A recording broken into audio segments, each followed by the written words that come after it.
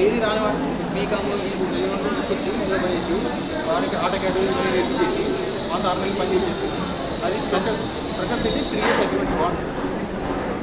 3 years మాత్రం 12 గంటలు పని చేసుకుంటాడు, 10,000 ఇంటికి ఇస్తాడు.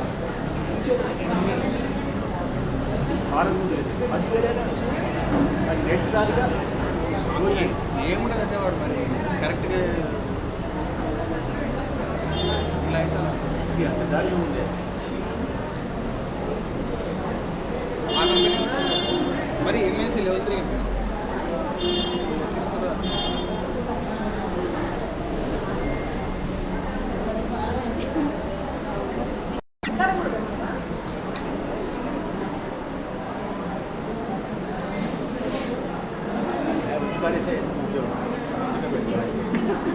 పదివేలు సంపాదించుకోవాలి నెలకి.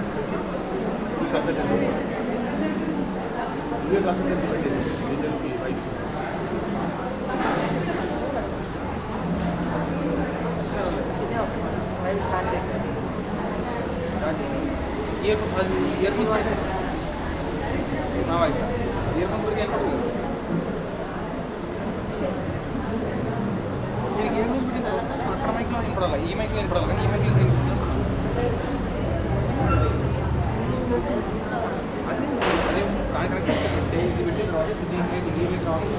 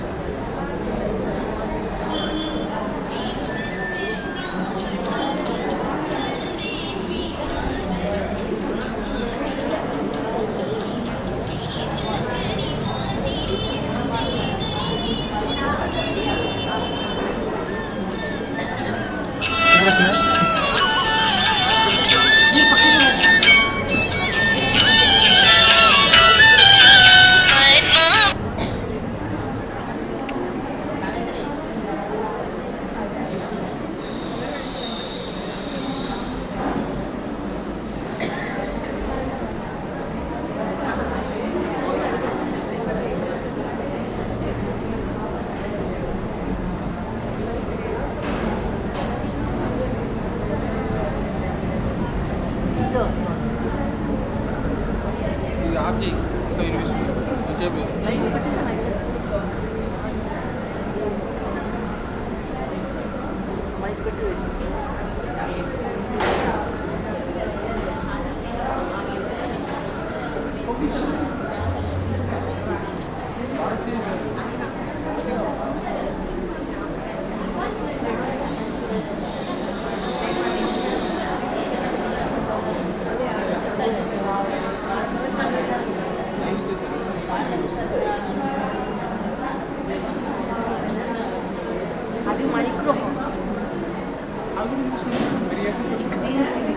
ఇయర్ఫోన్స్ పెట్టుకోండి.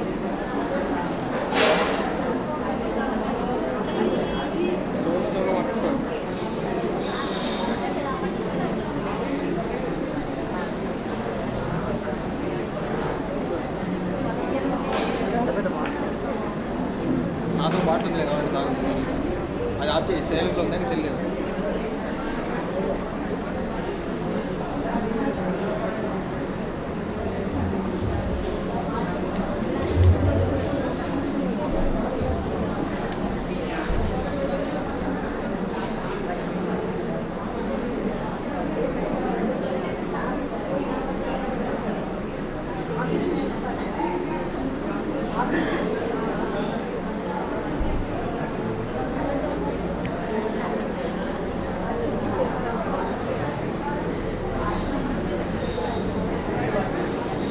Hold on.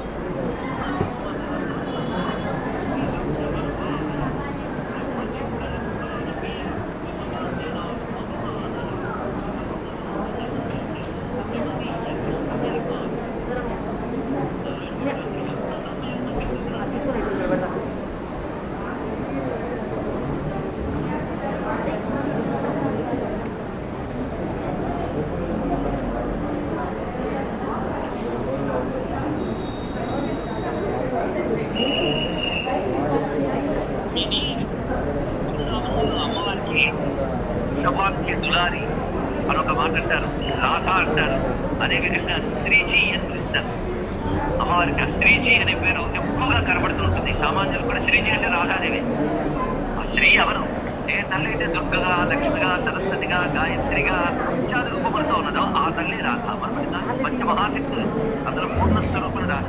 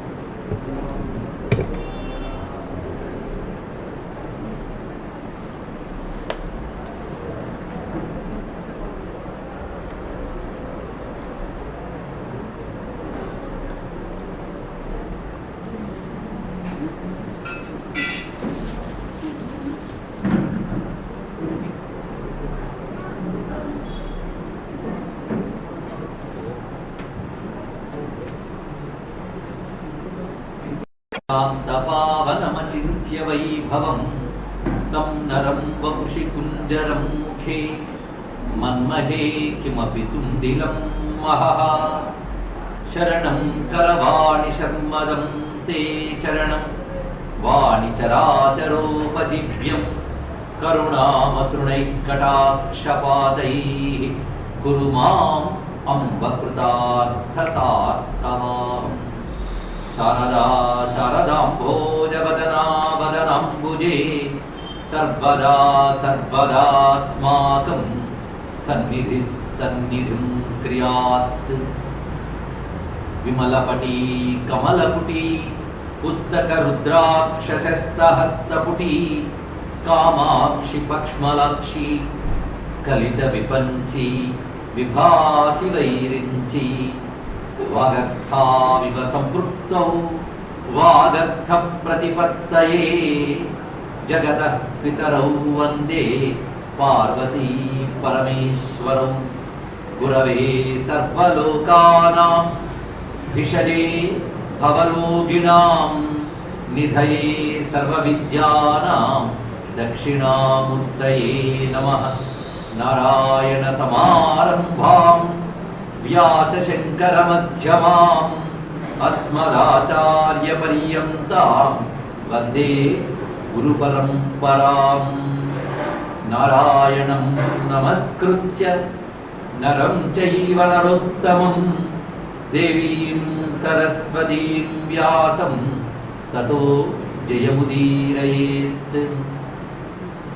కృష్ణాతీరే కోకిలాకేలికీరే గుంజాపుంజే దేవ పుష్పాదికుంజే కంబుగ్రీవౌ క్షిప్తబాహూ చరంతౌ రాధాకృష్ణౌ మంగళం మే భవేతాం. రాధాకృష్ణౌ మంగళం మే భవేతాం.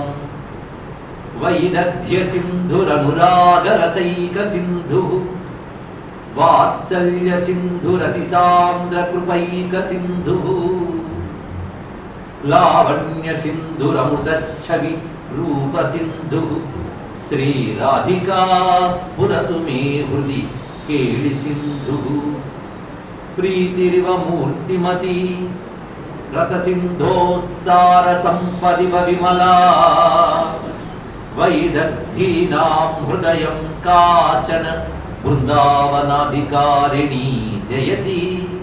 కాచన బృందావనాధికారిణీ జయతి. శివాయ గురవే నమః. శివాయ గురవే నమః. శివాయ గురవే నమః. శివాయ గురవే నమః. శివాయ గురవే నమః. శివాయ గురవే నమః. శ్రీమాత్రే నమః.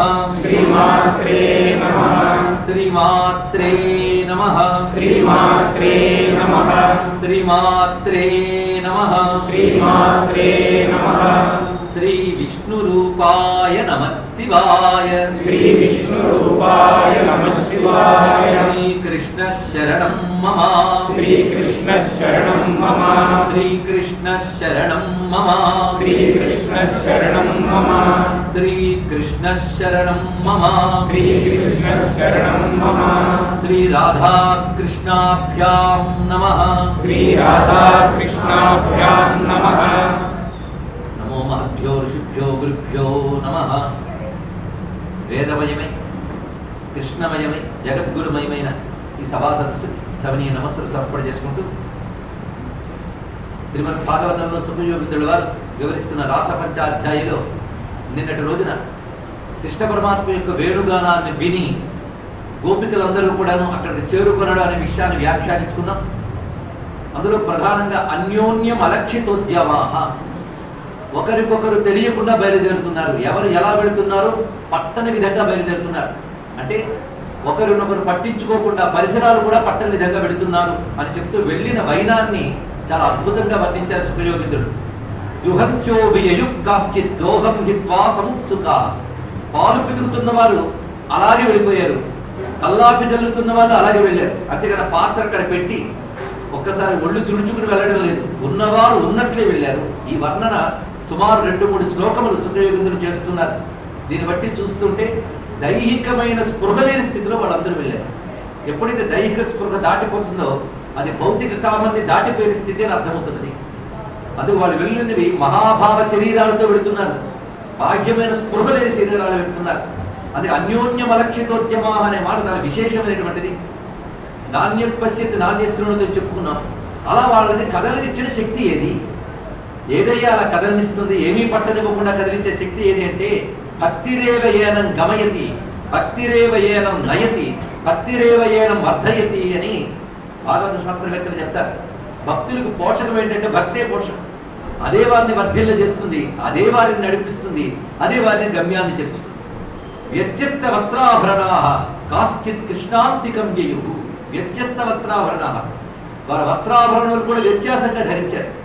అంటే కాలికి ముబల పట్టి కట్టుకోబోతున్న గోపిక ఆ వేణునాదం వినగానే కంఠానికి వేసేసుకున్నది, కంఠానికి కట్టుకోబోతున్నటువంటి ఆభరణాన్ని కాలికి తొడుక్కున్నది. ఆ విధమైన దైహిక స్పృహ లేని స్థితిని ఇంత చక్కగా వివరించారు. దీన్ని ఒక విధంగా అసంకల్ప ప్రతీకార చర్య అనవచ్చు. అది వినడమేమిటి, వాళ్ళు వివస్సులే వెళ్ళిపోతున్నారు. అలా వెళ్ళినటువంటి వారందరినీ ఉద్దేశించి కృష్ణ పరమాత్మ సంబోధించినటువంటి వైనాన్ని చెప్పుకున్నాం. ఇక్కడ బాహ్యస్పర్శే స్వసక్తాత్మ విందత్యాత్మని యత్ సుఖం స బ్రహ్మయోగ యుక్తాత్మ సుఖం అక్షయమస్మృతే అని భగవద్గీతలో కృష్ణ పరమాత్మ చెప్పిన మాట ఇక్కడ తెలుస్తుంది. బాహ్యస్పర్శేషు అసక్తాత్మ, బాహ్యస్పర్శలు అంటే బాహ్య విషయముల యొక్క స్పృహ. బాహ్యస్పర్శలు ఓన్లీ తాకడమే కాదు, బాహ్య విషయములైన శబ్దస్పర్శ రూపస గంధాలు, వీటి విషయంలో వాళ్ళు ఎలా ఉంటారంటే అసక్తాత్మ, యోగుల స్థితిని వర్ణిస్తున్నాడు. ఆ యోగుల స్థితి ఇక్కడ గోపికల స్థితి ఒకటే అయినది. యోగులు విచారణ ద్వారా ఈ స్థితిని పొందుతారో శుద్ధ ప్రేమ ద్వారా గోపికల స్థితిని పొందారు. అది గోపిక యోగినులు అని చెప్పవలసినది. ఇక్కడ పరమాత్మ వారికి సంబోధించిన సంబోధన స్వాగతం ఓ మహాభాగాః. నేను ఇక్కడ వరకు ఆగాను. ఓ మహానుభావులారా, ఓ మహా సౌభాగ్యవతులారా, మీకు స్వాగతము. స్వాగతం అనే మాటలో ఉన్న ఆంతర్యాన్ని కూడా నేను చెప్పుకోవడం జరిగింది. వీళ్ళని మహాభాగులారా లేదా సౌభాగ్యవంతులారా అని ఎందుకు అన్నారంటే వాళ్ళందరూ యోగినులు. అందుకే వ్రజే పంచవిధా గోప్య, 5 విధములుగా గోపికలు ఉన్నారు అని. అందులో నిత్య సిద్ధలు, ఉపాసనా సిద్ధలు, శృతులు, ఋషులు, దేవతలు అంటే దేవకాంతలు, ఇలా 5 విధములైనటువంటి యూధము గోపికా యూధం. వారికి తగ్గట్టుగా మహాభాగా అనే మాట సరిపోయింది. అటువంటి వారిని ఎలా సంబోధించాలి? మరి మహాత్ములారా అని సంబోధించారు. ఇందులో అనేక రకమైన గోపికలు చెప్పుకున్నాం. అది స్వకీయ పరకీయ అనే విషయంలో వివాహిత అవివాహిత అయినటువంటి గోపికలు కూడా ఉన్నారు. అది కేవలం వ్యవహారం వరకే వాళ్ళు వివాహితులు, పరమార్థంలో వారందరూ పరమేశ్వరుడైన కృష్ణ పరమాత్మకి చెందినటువంటి వారే. ఇక్కడ ఈ భావాన్ని చాలా అద్భుతమైన వ్యాఖ్య చేస్తున్నది భాగవత శాస్త్రం. ఎందుకంటే వీళ్ళందరూ వేదము యొక్క స్వరూపములు, వేద మంత్రముల రూపములు. వేద మంత్రాలు 2 రకాలుగా ఉంటాయి. పరమాత్మని చెప్పడానికై వేదం పుట్టింది, అందులో సందేహం లేదు. కొన్ని మంత్రములు నేరుగా చెప్తూ ఉంటాయి, కొన్ని మంత్రములు పరోక్షముగా చెప్తూ ఉంటాయి అని వేద మంత్రాల గురించి చెప్తారు. ఇక్కడ పరోక్షముగా చెప్పడం అంటే కర్మలుగా దేవతలుగా చెప్తున్న వేద మంత్రములు ఉన్నాయి. కొన్ని కర్మల్ని నిర్దేశించే వేద మంత్రములు, దేవతల్ని స్తుతించే వేద మంత్రములు ఉన్నాయి. నేరుగా పరమాత్మని చెప్పే వేద మంత్రములు జ్ఞానకాండలోనూ కనబడతాయి, కర్మకాండలో కొన్ని చోట్ల కనబడతాయి. ఈ నేరుగా చెప్పేటువంటి ఏ వేద మంత్రములు ఏవైతే ఉన్నాయో అవి కేవలం పరమ పురుషునికి సంబంధించినటువంటి స్వకీయ కాంతలు. అదే యజ్ఞ మంత్రములు దేవతలకు సంబంధించినవి ఏవైతే ఉన్నాయో అవి పరకీయ, అంటే వివాహిత కాంతల వంటివి అన్నారు ఇక్కడ. ఈ చెప్పడంలో ఉద్దేశం ఏంటంటే ఒక దేవతను ఒక యజ్ఞకర్మను ఉద్దేశించినట్టు చెప్తున్న మంత్రము దేనితో అనుబంధం కలిగి ఉన్నది? యజ్ఞంతోనూ దేవతతోనూ అనుబంధం కలిగి ఉన్నది. కానీ దాని తాత్పర్యం మాత్రం పరమాత్మ అయ్యింది. అందుకు వేదం ఒక యజ్ఞాన్ని చెప్పిన, మరొక కర్మకి సంబంధించిన అంశం చెప్పిన, ఒక దేవత విశేషాన్ని చెప్పిన, దాని తాత్పర్యం మాత్రం పరమాత్మని చెప్పడమే. మరి ఇవెందుకు చెప్తోంది అంటే ఇవి చేసి మీరు చిత్తశుద్ధి సంపాదించుకుంటే ఆ చిత్తశుద్ధి పొందిన తర్వాత పొందబడేవాడు పరమాత్మ అని చెప్పడం కోసం అవి పరమాత్మనే పరమతాత్పర్యంగా చెప్పినప్పటికీ మొదట ఇవి చెప్పి తర్వాత దాన్ని ప్రతిపాదిస్తున్నాయి. ఇది డైరెక్ట్ అండ్ ఇండైరెక్ట్ అంటాం మనం. సాక్షాత్తుగాను పరోక్షముగాను చెప్తున్నవి. అలా సాక్షాత్తుగా చెప్పే మంత్రములు స్వకీయ, పరోక్షముగా చెప్పేటటువంటి మంత్రములు పరకీయ భావంతో చూడాలి అన్నారు. అంత విశేషమైన అంశం అది శృతి రూప గోపికలు అనేటువంటి విషయంలో గమనించుకోవాల్సిన అంశం. అయితే ఎలా చెప్పిన వేదం యొక్క తాత్పర్యం మాత్రం పరమాత్మయే. దీనిని భాగవతకారుడు శృతి గీతంలో చెప్తాడు ఈ విషయాన్ని. ఒక వ్యక్తి చెట్టు మీద ఉన్నానన్నాడు, ఇంకో వ్యక్తి రాయి మీద నిలబడ్డానన్నాడు, మరొకటి టేబుల్ మీద ఉన్నానన్నాడు, ముగ్గురు నేల మీద ఉన్నారయ్యా అన్నాడు ఒక ఆయన. అంటే అసలు తాత్పర్యం ఏంటి? నేల, భూమి. కానీ చూడడానికి చెట్టు మీద ఉన్నట్టు కనబడ్డా, బల్ల మీద ఉన్నట్టు కనబడ్డా వారందరూ ఎక్కడున్నట్టు? ప్రధాన భూమి. అలాగే వేదమంత్రం ఒక్కొక్క చోట ఒక్కొక్కటి చెప్పినట్టు కనబడ్డా వాటన్నిటికీ ఆధార వస్తువు, గమ్య వస్తువు పరమాత్మయే అని ప్రతిపాదన చేశారు. అందుకు అటువంటి ఆ గోపికలు పరమాత్మ వద్దకు చేరుతున్నాయి. ఈ చేరిన స్థితి వారి యొక్క ఉత్కృష్టమైన స్థితిని తెలియజేయడానికై మహాభాగా అని సంబోధించాడు. ప్రియం కిం కరవాణివః, మీకు ప్రియమైనది ఏం చెయ్యాలి అని అడుగుతున్నాడు ఇక్కడ పరమాత్మ వారిని. ప్రియం కిం కరవాణివః, మీకు ప్రియమైనది నేనేం చేయాలో చెప్పండి. వ్రజస్య అనామయం కచ్చిత్, సాధారణంగా దేవుడి దగ్గర పరిగెత్తుకుని వచ్చే వాళ్ళలో రకరకాల వాళ్ళు ఉంటారు. కష్టం కలిగితే భగవంతుని రక్షించిన పరిగెత్తే వాళ్ళు ఉంటారు. అలాగానే మీరు వచ్చారా? వ్రజమునకు ఏదైనా ఆపద కలిగిందా, అంటే రేపల్లో ఏదైనా ఇబ్బంది కలిగిందా అని అడిగాడు. తార్తో జిజ్ఞాసరర్థార్థి అన్నట్లుగా ఆర్తితో గాని వచ్చారా? బ్రూత ఆగమన కారణం, మీరు ఎందువల్ల వచ్చారో చెప్పండి. పైగా రజన్యేష ఘోర రూప, ఈ రాత్రి చాలా భయంకరంగా ఉన్నది. ఇలాంటి భయంకరమైన రాత్రిలో క్రూర మృగాలు తిరిగేటువంటి అడవిలోకి మీరు ఏ కారణం చేత వచ్చారు? వెళ్ళిపోండి, తిరిగి మీ ఇళ్ళకి మీరు వెళ్ళిపోండి. మీకోసం ఎదురు చూస్తూ అక్కడ తల్లులు, తండ్రులు, అన్నదమ్ములు, పతులు వాళ్ళందరూ ఉంటారు. మీరు కనబడకపోయేటప్పటికల్లా మిమ్మల్ని వెతుక్కుంటూ ఉంటారు వాళ్ళు. అందుకు ఒకవేళ అడవి చూడాలని ముచ్చటపడి వస్తే చూశారుగా, అదిగో వెన్నెల, అందమైన చెట్లు, వాటికి వికసించిన పువ్వులు, చక్కని యమునా నది. యమునా నిల లీజై అన్నారు. ఆ యమున యొక్క గాలులతో కదులుతున్నటువంటి వృక్షములు, వాటి యొక్క పువ్వులు, ఇవన్నీ చూశారు కదా.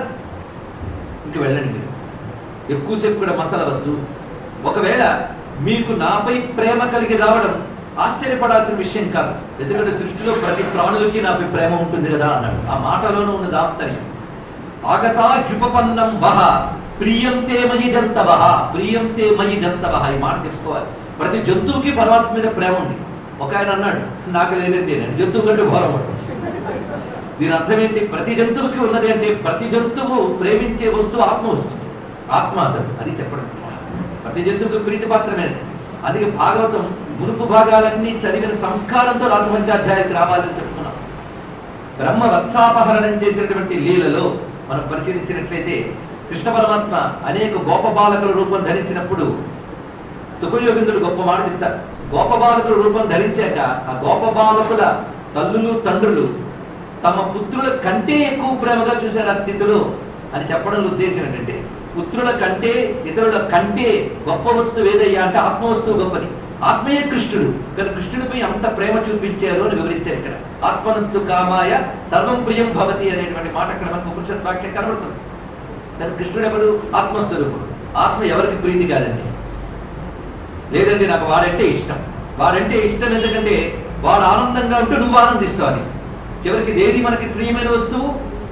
ఈ మాట మనకి బృహదారణ్యకంలో యాజ్ఞవల్క్య సంభాషణలో మనకు స్పష్టంగా కనబడుతున్నది. ఆ ఆత్మవస్తువే కృష్ణుడే ఉన్నాడు. ఆ మాటని ప్రియంతే మయి జంతవః అని మాటలు చూస్తున్నాడు. ప్రతి వారికి నా ఎందుకు ప్రీతి ఉంటుంది, ప్రీతి ఉంటే ఉండొచ్చు కానీ మీ ధర్మాన్ని మీరు విడిచిపెట్టి ఇలా రావడం తగదు సుమా. ఇక్కడ కృష్ణ గోపికా సంవాదము చాలా విశేషమైనది. భర్తువు శుశ్రూషణం స్త్రీణాం పరో ధర్మో యమాయయ. కపటము లేకుండా తన పతిని సేవించడం అనేది స్త్రీకి పరమధర్మం. అదేవిధంగా గృహిణి అయినటువంటి స్త్రీకి గృహ సంబంధమైనటువంటి బంధువులకు సేవ చేయడం, సంతానాన్ని పెంచి పోషించడం ఇవి ధర్మం. వీటిని విడిచిపెట్టి వస్తే అది అధర్మం సుమ. భర్త ఎటువంటి వాడైనా సరే భర్తను విడిచిపెట్టరాదు. దుశ్శీలో దుర్భగో వృద్ధో జడో రోగ్యధనోపివ పతి స్త్రీ భిన్నహాతవ్యో లోకేప్సుభిరపాతకి. చాలా విశేషమైన మాట చెప్తున్నాడు ఇక్కడ. భర్త ఎటువంటి వాడైనా సరే జడుడైన రోగి అయినను విడిచుట మర్యాద కాదు విభుని అంగనకు. అందుకు పతిని ఎలాగైనా సేవించాలి. పతిని విడిచిపెట్టి పరపురుషుని కోసం రావడం అనేటువంటిది అస్వర్గ్యం, అయశస్యం, ఫల్గు కుర్చరం భయావహం.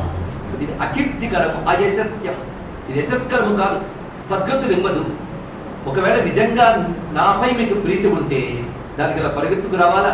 శ్రవణ దర్శన ధ్యాన మయి భావోని కీర్తన. నా గురించి శ్రవణం చేసిన, నా దివ్య రూపముని దర్శనం చేసిన, నన్ను ధ్యానం చేసిన, నా యందు భావము నిలిపి కీర్తన చేసినప్పటికీ కూడా నేను సన్నిధి వహించి మిమ్మల్ని అనుగ్రహిస్తాను కదా, నేను మీరు ఇళ్ళకి వెళ్ళండి అన్నాడు. అంతే చెప్తున్నాను. వాళ్ళు వెళ్ళారా? వెళ్ళలేదు. అప్పుడు వాళ్ళు మాట్లాడుతున్నారు. ఇక్కడ ఈ మాట్లాడుతున్నప్పుడు వాళ్ళ స్థితి చూడాలి. ఎప్పుడైతే వీళ్ళు కృష్ణుని వేణుగానంతో తన్మహిలో వచ్చారో అప్పుడు పాటకారితనం చూపించాడు, ఇప్పుడు మాటకారితనం చూపిస్తాడు. పాటగాడిగా వాళ్ళందరినీ పిలిచాడు, మాటగాడిగా పొమ్మంటున్నాడు. వెంటనే వాడు దుఃఖం కలిగి కృత్వా ముఖాన్యవసుజ శ్వసనేన సుష్యాత్ బింబాధరాణి చరణేన పువం లిఖంత్యః అశ్రైరుపాత్తమసి కుచ కుంకుమాని తస్తుమృజంచ పురు దుఃఖభరాస్మతూష్ణీ. దుఃఖంతో నోట మాట రాక కాలి వేళ్లతో నేలను రాస్తూ కన్నీరు పొటపట కారుతూ ఉండగా, అది వక్షస్థలం మీద ప్రవహిస్తూ ఉండగా దుఃఖితులై ఉన్నటువంటి వారి యొక్క స్థితి ఎలా ఉన్నదంటే ప్రేష్టం ప్రియేతరమివ ప్రతిభాషమానం కృష్ణం తదర్థ వినివర్తిత సర్వకామాః. ఒక్కొక్క పదం ఎంత గొప్పగా ఉన్నది. ప్రేష్టం, ప్రేష్టం అంటే ప్రియస్వరూపం. ప్రియుడైన కృష్ణుడు ప్రియేతరమివ, ప్రియుడై అప్రియుడి వలె మాట్లాడుతున్నాడు. ఎంతో ఇష్టమైన ప్రీతిపాత్రమైన స్వామి అప్రియుని వలె మాట్లాడుతున్నాడు. అలాంటి స్వామి యొక్క మాటలు విని గోపికలు దుఃఖిస్తున్నారు. ఆ గోపికలు ఎటువంటి వారు? తదర్థ వినివర్తిత సర్వకామాః. చాలా విశేషమైన మాట. తదర్థ, ఆయన కోసమై సర్వవాంఛలను వదిలిన వారు. అంటే వీళ్ళు కామంతో రాలేదు, కామాన్ని వదిలి వచ్చారు. వినివర్తిత సర్వకామాః, సర్వకామనులు విడిచిపెట్టేశారు వాళ్ళు. అంటే సర్వ విషయ కామనులు విడిచిపెట్టారు. ఎవరి కోసం? తదర్థ, తత్ అర్థ, తత్ బ్రహ్మవాచకం. ఆ తత్ అక్కడ కూర్చున్నాడు. తత్వద లక్ష్యార్థ తదర్థ వినివర్తిత సర్వకామ. ఆయన కోసమే సర్వకామములు విడిచిపెట్టినటువంటి వారు గోపికలు గొప్పతనం. వారికి ప్రియమైన వాడు వాడొక్కడే ప్రేష్టం. అంతేగాని లోకంలో మనకు నిజంగా భగవంతుడి ప్రియమా ప్రశ్నించి చూసుకోండి. అవునండి కానివ్వండి అని ఉంటే మనకి, కానీ భగవంతుడే సర్వము అనే భావన రావడం మహా కష్టం. వచ్చిన వాళ్ళు ఆయన వదిలి వెళ్ళడం మరీ కష్టం. అందుకు వారు మేము నిన్ను విడిచి వెళ్ళమని నిర్ణయాన్ని ఇప్పుడు చెప్పబోతున్నారు. ఇప్పుడు కృష్ణ పరమాత్మ చెప్పిన ధర్మం అవునా కాదా? పూర్తిగా ధర్మమే చెప్పాడు ఆయన. మరి వాళ్ళు పాటించలేదు కదా, అయితే వాళ్ళు అధార్మికులా అంటే మనకు మహాపాపం వస్తుంది. ఇక్కడ ఆలోచించవలసిన అంశం. ఈ సంభాషణే చాలా విశేషం. తర్వాత రాసం పర్వాలేదు, ఈ సంభాషణ మనకు స్పష్టం కావాలి. ఇక్కడ కృష్ణ పరమాత్మ చెప్పిన ధర్మము వీళ్ళు అతిక్రమించారని చెప్పడానికి లేదు. కృష్ణ పరమాత్మ అక్కడ వారికి చెప్పినది ప్రవృత్తి మార్గంలో ఉన్నటువంటి వారి యొక్క ధర్మాన్ని బోధించాడు ఇక్కడ. కానీ వాళ్ళు ప్రవృత్తికి చెందిన వారు కాదు, నివృత్తికి చెందిన వాళ్ళు. అది చెప్పడం ఇక్కడ. నివృత్తి అనే మాటకు అర్థం ఏంటంటే మరలుట, మరలి వెళ్ళుట. ప్రవృత్తి అంటే అర్థం ఏంటంటే ప్రవర్తించుట.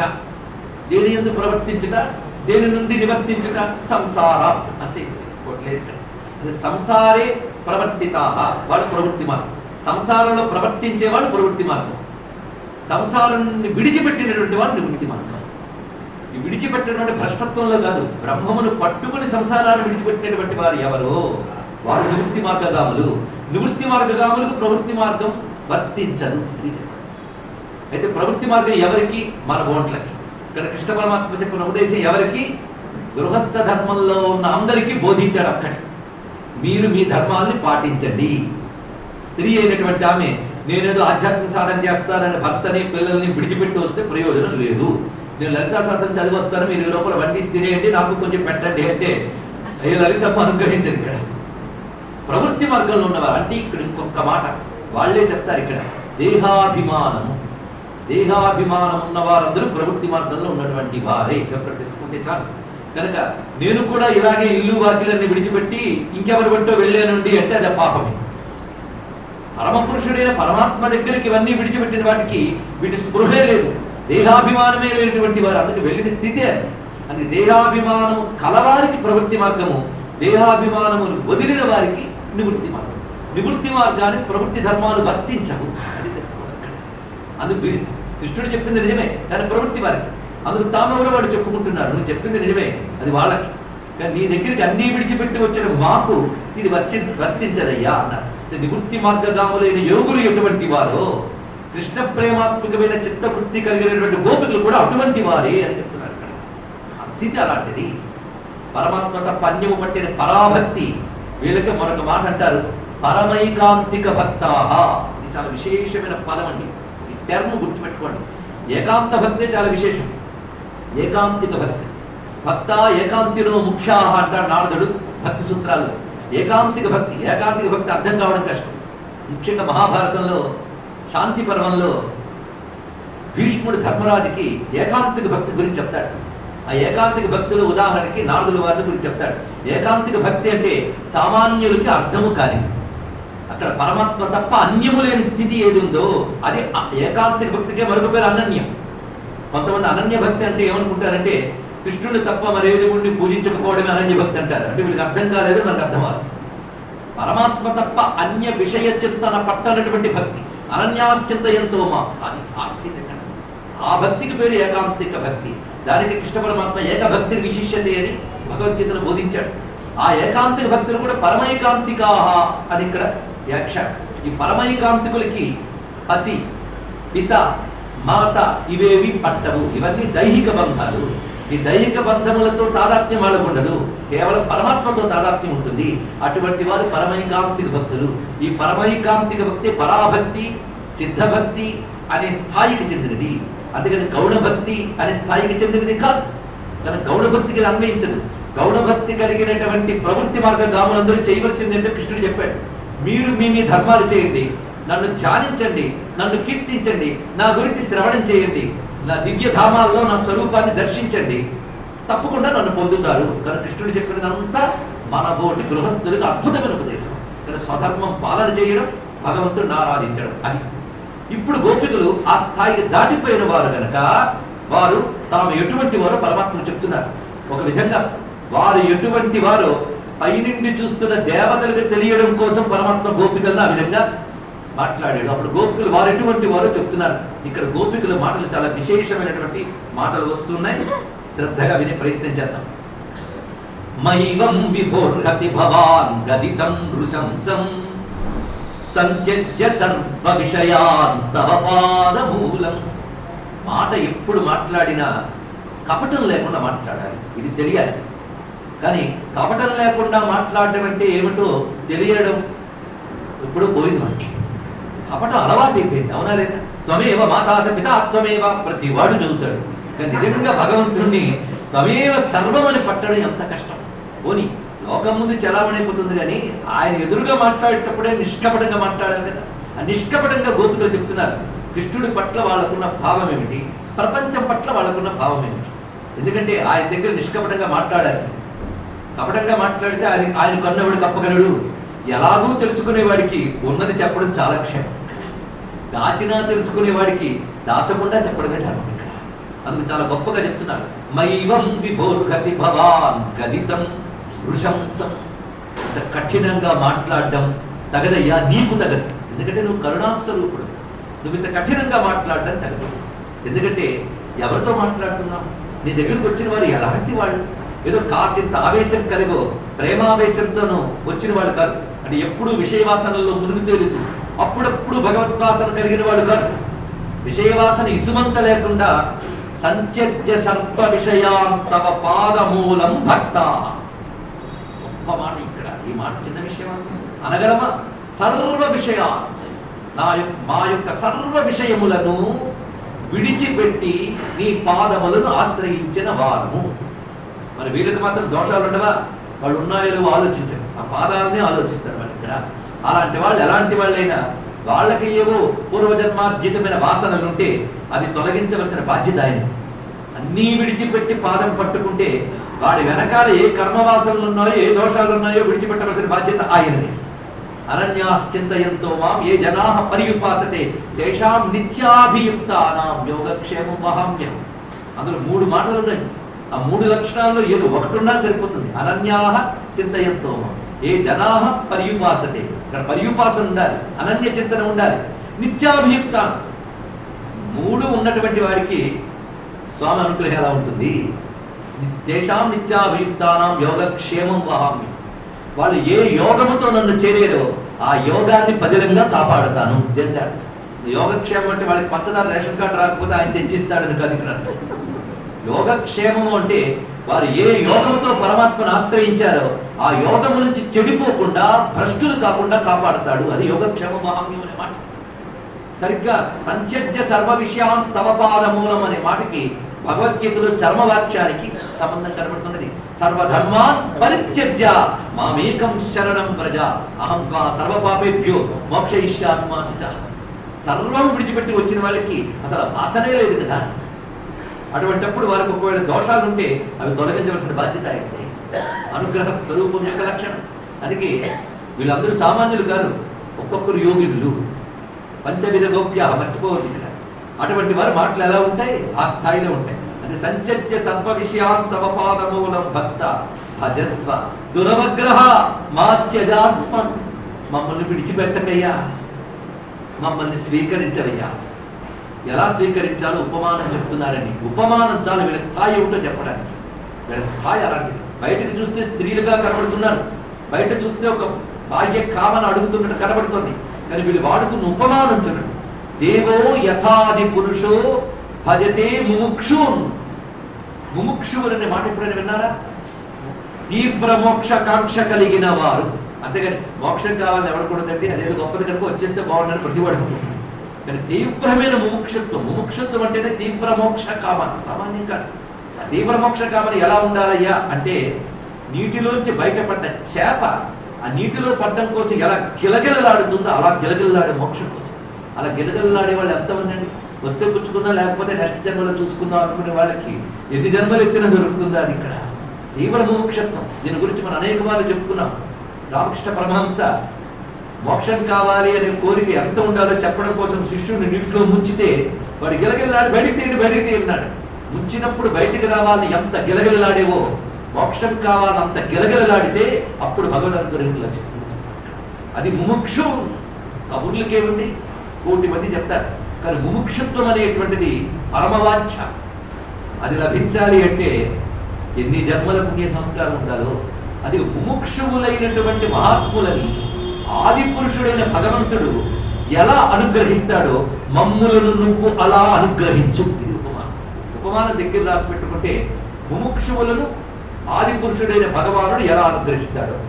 కేవలం కామవాసనతో వెళితే ఈ ఉపమానం రాదు. అప్పుడు ఉపమానాలు వేరే వస్తాయి. ప్రియురాల్ని ప్రియుడు ఎలా చేస్తాడో లెక్కలేనని వాటికి బోల్డ్లు దొరుకుతాయి మనకి. కానీ వీళ్ళు వాడిని ఉపమానం చూడండి. ముముక్షువులను ఆది పురుషుడైన భగవానుడు అనుగ్రహించినట్లు. అంటే అర్థం ఏంటి? వీళ్ళు ముముక్షువులు, ఆయన ఆది పురుషుడు. ఈ ముముక్షత్వం ఎప్పటిదా? అనేక జన్మల సాధనల వల్ల శుద్ధులై వచ్చినటువంటి వారు, అంత తత్వస్థితికి చెందిన వారు కనుక ఉపమానం అంత గొప్పగా కనబడుతుంది.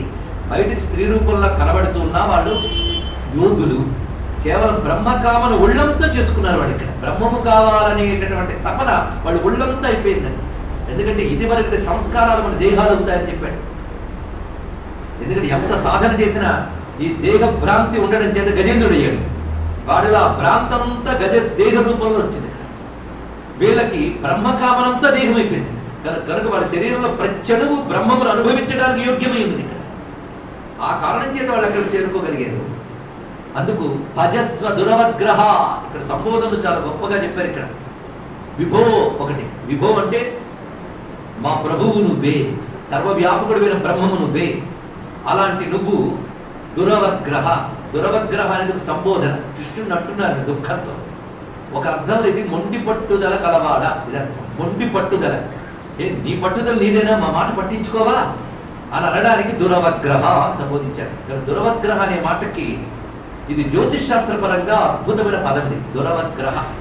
ఈ మాటకు అర్థం ఏంటంటే శుక్రగ్రహం అస్తమించేటప్పుడు వర్షం పడుతుంది అని జ్యోతిష్ శాస్త్రం చెప్తాను.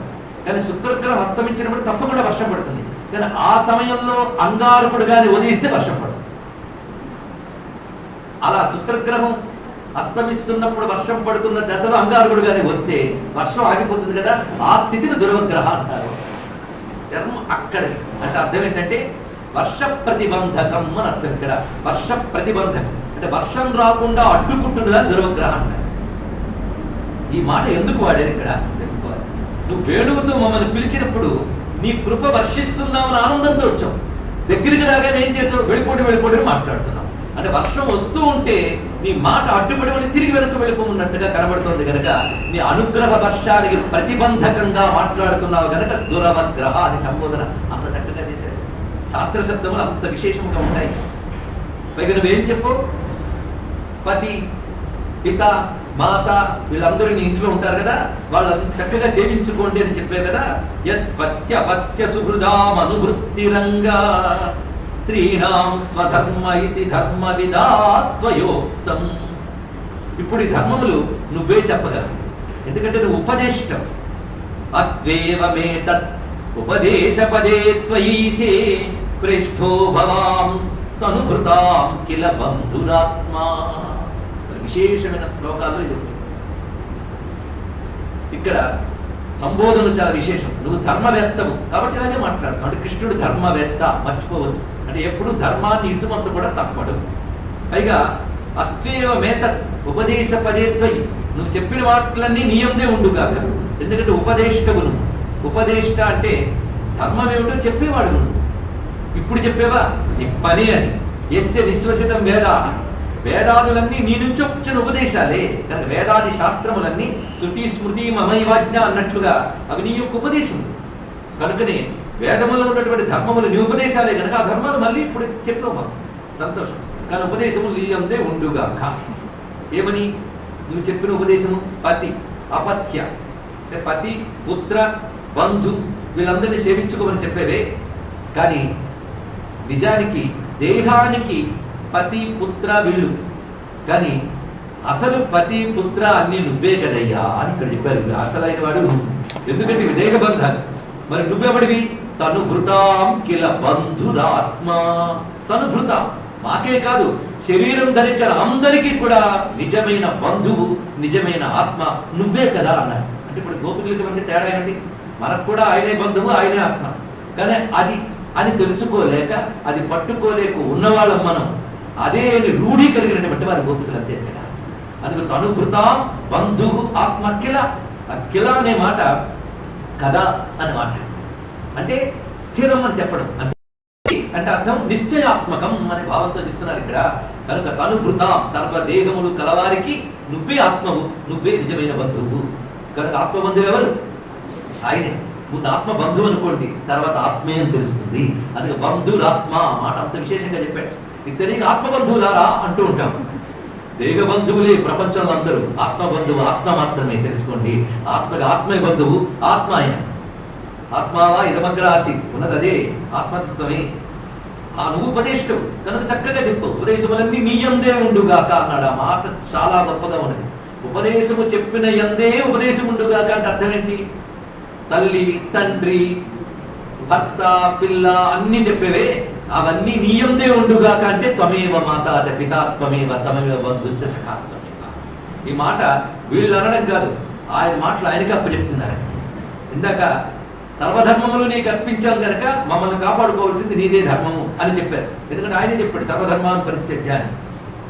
మరి ఇక్కడ కూడా ఆయనే చెప్పాడు భగవద్గీతలో, పితాహమస్య జగతః మాతా ధాత పితామహ చెప్పాడే. నేనే తండ్రిని, నేనే తల్లిని, నేనే తాతను, ప్రపంచానికి అన్ని బంధాలు నేనే అని చెప్పాక మళ్ళీ వీడి తాత వీడి తండ్రి అని జన్మకొకడిని పట్టుకుంటూ అది చాలా జన్మల్లో కొత్త కొత్త వాడిని మార్చుకుంటూ తిరుగుతున్నామే, మాకు అన్నీ నువ్వేనయ్యా. ఆ మాట ఈ శ్లోకములో అన్నింటిలోని గోపికా హృదయావిష్కరణ జరుగుతుంది. అది విశేషం. పైగా ఆయన భగవద్గీతను చాటింపు ఎన్నిమాలు చేయలేదండి. అహమాత్మా గుడాకేశ సర్వభూతాశయ స్థిత అహం ఆదిత్య మధ్యంచ భూతానామంత ఏవచ. సర్వజీవులకు ఆత్మగా ఉన్నవాడు నేనే అని చెప్పాడు. కనుక ఆత్మయే అత్యంత ప్రియమైనది. అందుకు ప్రేష్ఠో భవాన్, అత్యంత ప్రియమైన వాడు నువ్వు. ఎందుకంటే ఆత్మవు కనుక ఆత్మనస్తు కామాయ సర్వప్రియం భావం. ఉపనిషత్ వాక్యం ఎలా ఉండదు. కనుక మాట్లాడుతున్న గోపికలు ఎవరు? నారాయణ భట్టాత్రికి గురువాయూరులో కృష్ణ పరమాత్మ దర్శనమిచ్చాడు. అత్యద్భుతంగా వేణునాదం చేస్తూ చుట్టూ గోపకాంతులు ఉన్నారు. ఆ గోపకాంతులు ఎవరో రహస్యం ఆయన చెప్పాడు. ఉపనిషత్ కాంతాహ అన్నాడు. ఉపనిషత్ కాంతలే గోపికలు అని చెప్పారు ఇక్కడ. అవి ఎప్పుడు ఉపనిషత్ పరమాత్మ సన్నిధిలోనే ఉంటే పరమాత్మ సన్నిధి తీసుకువెడతాయి. ఉపనిషత్ శబ్దానికి ఇది అర్థం. పరమాత్మను ఆశ్రయించుకుని ఉన్నాయి అంటే ఉపనిషత్తుల తాత్పర్యం ఎవడు? పరమాత్మ. ఇక్కడ ఉపనిషత్తుల దృష్టి ఎవరి మీద ఉంటుంది? పరమాత్మ మీద ఉంటుంది. అది పరమాత్మను ఆశ్రయించుకుని ఉపనిషత్ కాంతం. మరి ఉపనిషత్ కాంతాల నోట ఏం పలుకుతుంది? ఉపనిషత్తే పలుకుతుంది. కనుక ఈ మాట చెప్తున్నారు. కొన్ని భగవద్గీత అంటే తర్వాత ఎప్పుడో చెప్పాడు. కానీ భగవద్గీత తర్వాత చెప్పినా ఇది ఎప్పటి నుంచో ఉన్న మాట నీకు చెప్తున్నానని చెప్పాడే లేదా? ఎప్పటిదో మాట. అందుకే సర్వ ఉపనిషత్సు భగవద్గీతాసు ఉపనిషత్సు కదా. కానీ భగవద్గీత ఉపనిషత్తులే ఆ మాటలే. అంతేకాదు పతిం విశ్వస్యాత్మేశ్వరగం శాశ్వతగం శివమచ్యుతం అంటున్నావా లేదా? పతిం విశ్వస్య అక్కడే చెప్పాడు. సర్వ విశ్వానికి పతి. అటువంటిప్పుడు నువ్వు మా పతివి అని మేము వస్తాం. నువ్వు సర్వమునకు పతి అని తెలిసాక ఇంకెవడో పతిని పట్టుకు వేలాడతామా? అజ్ఞానం ఉన్నవాడు వేలాడతాడు, అవిద్య ఉన్నవాడు వేలాడతాడు. కానీ అసలు పతి నువ్వని సర్వాత్మన గ్రహించాక మళ్ళీ కొసరు పతుల గురించి ఏమిటి బాలా? అందుకు నువ్వు పతి అని వచ్చాం. పతులన్ బిడ్డ బంధులన్ సతులకున్ పాటించుటే ధర్మ పద్ధతి అవునంటివి దేహధారిణులకు. పోతన గారు చాలా గొప్పగా చెప్పారు. దేహధారిణులకు, దేహము ధరించిన స్త్రీలకు ఇది ధర్మం అని చెప్పావు. అంటే వీడు దేహం లేని స్త్రీలా? దేహం ధరించుట అంటే దేహం ఉండడం దేహం పోవడం కాదు. దేహము నేననే భ్రాంతిని ధరిస్తే దేహధారిణి. ఆ భ్రాంతిని విడిచిపెట్టిన వాళ్ళది. దేహధారిణులకు ఇది పద్ధతి అవునంటివి ధర్మజ్ఞ చింతింపుమా. పతిపుత్రాదిక నామమూర్తి వగుచున్ భాసిల్లు నీయందు తత్పతిపుత్రాదిక వంచలం జరిపి సంభావించుట అన్యాయమే. నేను పుత్రుడిని ఎత్తుకుంది ఆవిడ, పతివిని చేరుకున్నాం మేము. పతివైనా పుత్రుడివైనా ఏదైనా నువ్వే కదా. ఇదంతా ఆత్మనస్తు కామాయ అనే వాక్యం యొక్క విస్తారం కనబడుతుంది. పైగా అసలు నిన్ను ఎవరయ్యే విడిచిపెడతారు? నీ గురించి మాకు తెలియదు అనుకున్నావే ఏమిటి? ఈ ఆశ ఎప్పటిదా? ఈ శ్లోకములన్నీ చాలా విశేషమైనది. కుర్వంతి త్వయిరతిం కుశలాస్వ ఆత్మన్ నిత్య ప్రియే పతిసుతాదిభిరాత్తిరైక్యం తన్న ప్రసీద పరమేశ్వర మాస్మచిత్యాశాం ధృతా త్వయి చిరాత్ అరవింద నేత్ర. భక్తి అనేది దాటుకుంటే ఈ శ్లోకం మరింత మధురంగా ఉంటుంది. చాలా విశేషంగా చెప్తున్నాడు స్వామి. నిజంగా ఆత్మహితం కోరేవారు అంటే సత్యము తెలిసినటువంటి వారు అని. ఇక్కడ సత్యము తెలిసిన వారు ఆత్మహితైషులు అన్నారు. ఇక్కడ ఇదే వివేక చూడమని శంకర భగవత్పాదులు వారు చెప్తారు. ఈ జన్మ పొంది కూడా స్వస్వరూపాన్ని తెలుసుకునే ప్రయత్నం చెయ్యకపోతే వాడంత మూర్ఖుడు, వాడంత దురదృష్టవంతుడు మనకు లేడు అన్నారు ఇక్కడ. కనుక ఆత్మజ్ఞానం ఎవరికి? మనుష్య దేహం పొందిన అందరికీ అవసరం. ఇప్పుడు అక్కర్లేదండి అంటే ఇంకెందుకు దేహాలు రెడీగా ఉన్నాయి. ఈ దేహం పొందేక కూడా తెలుసుకునే ప్రయత్నం చెయ్యకపోతే మళ్ళీ ఇలాంటి దేహం వస్తుందని చెప్పలేవు నువ్వు. అది వచ్చింది దాని కర్తవ్యమే. ఒకవేళ పని చేయకపోతే వాడికి ఆత్మద్రోహి, ఆత్మఘ్నుడు అని పేరు ఉపనిషత్తే చెప్తుంది ఇక్కడ. కనుక ఎవడైతే ఆత్మహితైషి తన స్వస్వరూపాన్ని తెలుసుకుని ధరించాలనుకుంటాడో వాడు నీ యందు రతిని చూపిస్తాడు. అంటే మేమే కాదు, ఆత్మజ్ఞులందరూ నీపై రతిని చూపిస్తున్నారు. మాతోనే మొదలైందా ఇది? కనుక ఆత్మజ్ఞులు నీపై రతి చూపిస్తారని మేమెవరం? ఆత్మజ్ఞుల కోవకి చెందిన వాళ్ళమే అని దీన్ని బట్టి తెలుస్తున్నది ఇక్కడ. నిత్యప్రియే పతిసుతాధిభిరాత్తిరైక్యం. నువ్వు నిత్యప్రియుడు అయినటువంటి నీయందు, అది నిత్యప్రియే నిత్యుడమైన నీయందు వాడు చూపిస్తారు. అంతేగాని అనిత్యమైన వాటి యందు వాడు చూపిస్తారు. మిగిలిన వారు అనిత్యమైన వాటి నిత్యం వరకు భ్రాంతిలో పడుతూ ఉంటారు ఇక్కడ. ఎందుకంటే అనిత్యమైన దాన్ని పట్టుకుంటే దానివల్ల ఆర్తి తప్పదు. ఇది పురాణాలు వెతకక్కర్లేదు, ఎక్స్పీరియన్స్ వెతికితే తెలిసిపోతుంది. ప్రతి వాడికి తన బతుకులో తాను ప్రియమైనదని చేర్చుకున్న ప్రతి దాని వల్ల దుఃఖం పొందుతున్నాడా లేదా? ఒక్కటి ఆలోచించుకోండి. వీటి పెద్ద పురాణాలు వెతకండి. పొందుతూ ఉంటాడు కానీ గొంతు నొక్కేస్తూ ఉంటాడు, ఇంకా పట్టుకు వేలాడాలి. సమాధానాలు మన హృదయమే చెప్తుంది. వాటికి ఒకటే లక్షణం ఉందండి, మన పట్టుకు వేలాడే వాటికి. ఆర్తిదా, గొప్ప మాట. పీడనివ్వడమే వాటి యొక్క లక్షణము. బాధను కలిగించడమే. అందుకు స్వామి, నీపై మేము పెట్టుకున్న ఆశని ముక్కలు చెయ్యకయ్యా. మాస్మచింద్యా ఆశాం ధృతాం త్వయి చిరాత్. నీపై మేము పెట్టుకున్న ఆశ ఇప్పటిది కాదు, ఎప్పటిదో. ఎప్పటిదో అంటే పుట్టిన దగ్గర నుంచి నీపై ఆశ పెట్టుకున్న, అదే అర్థం కాదు.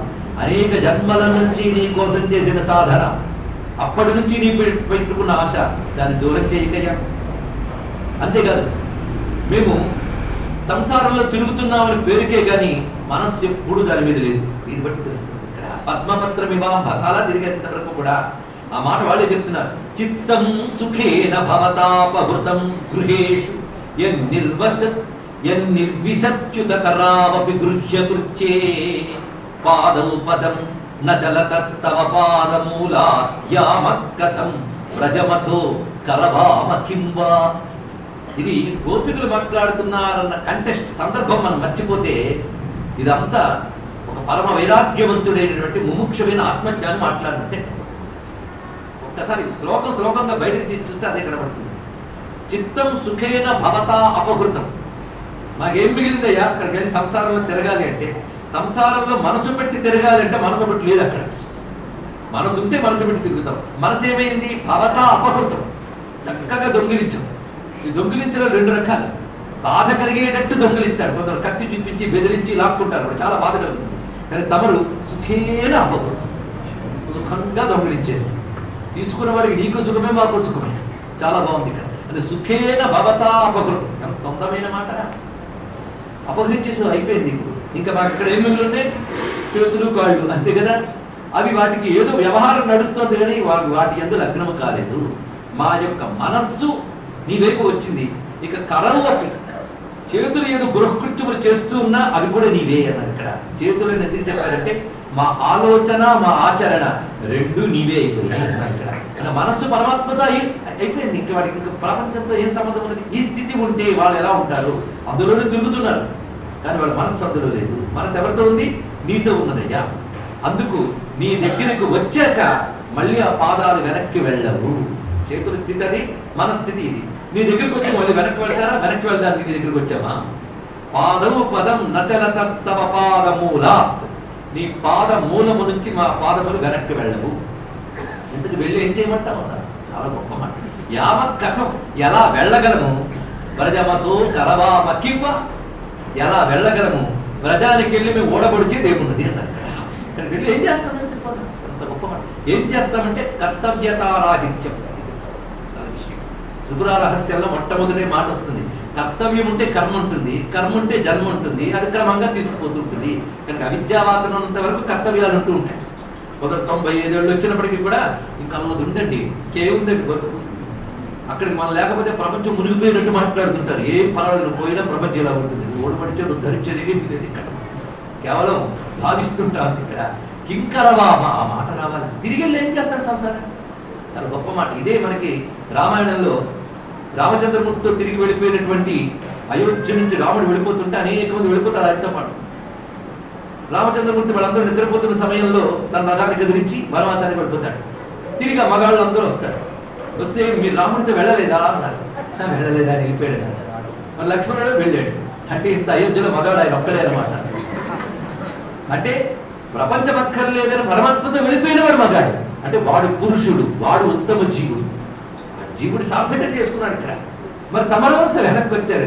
ఏమి ఇళ్లలో చేయడానికి వచ్చారు అన్నారు. వాడు ఇదే మాట్లాడి ఏం ఓడగొడుతామని వచ్చారు అని విడిచిపెట్టని. ఈ మాట అర్థం చేసుకోవాలి.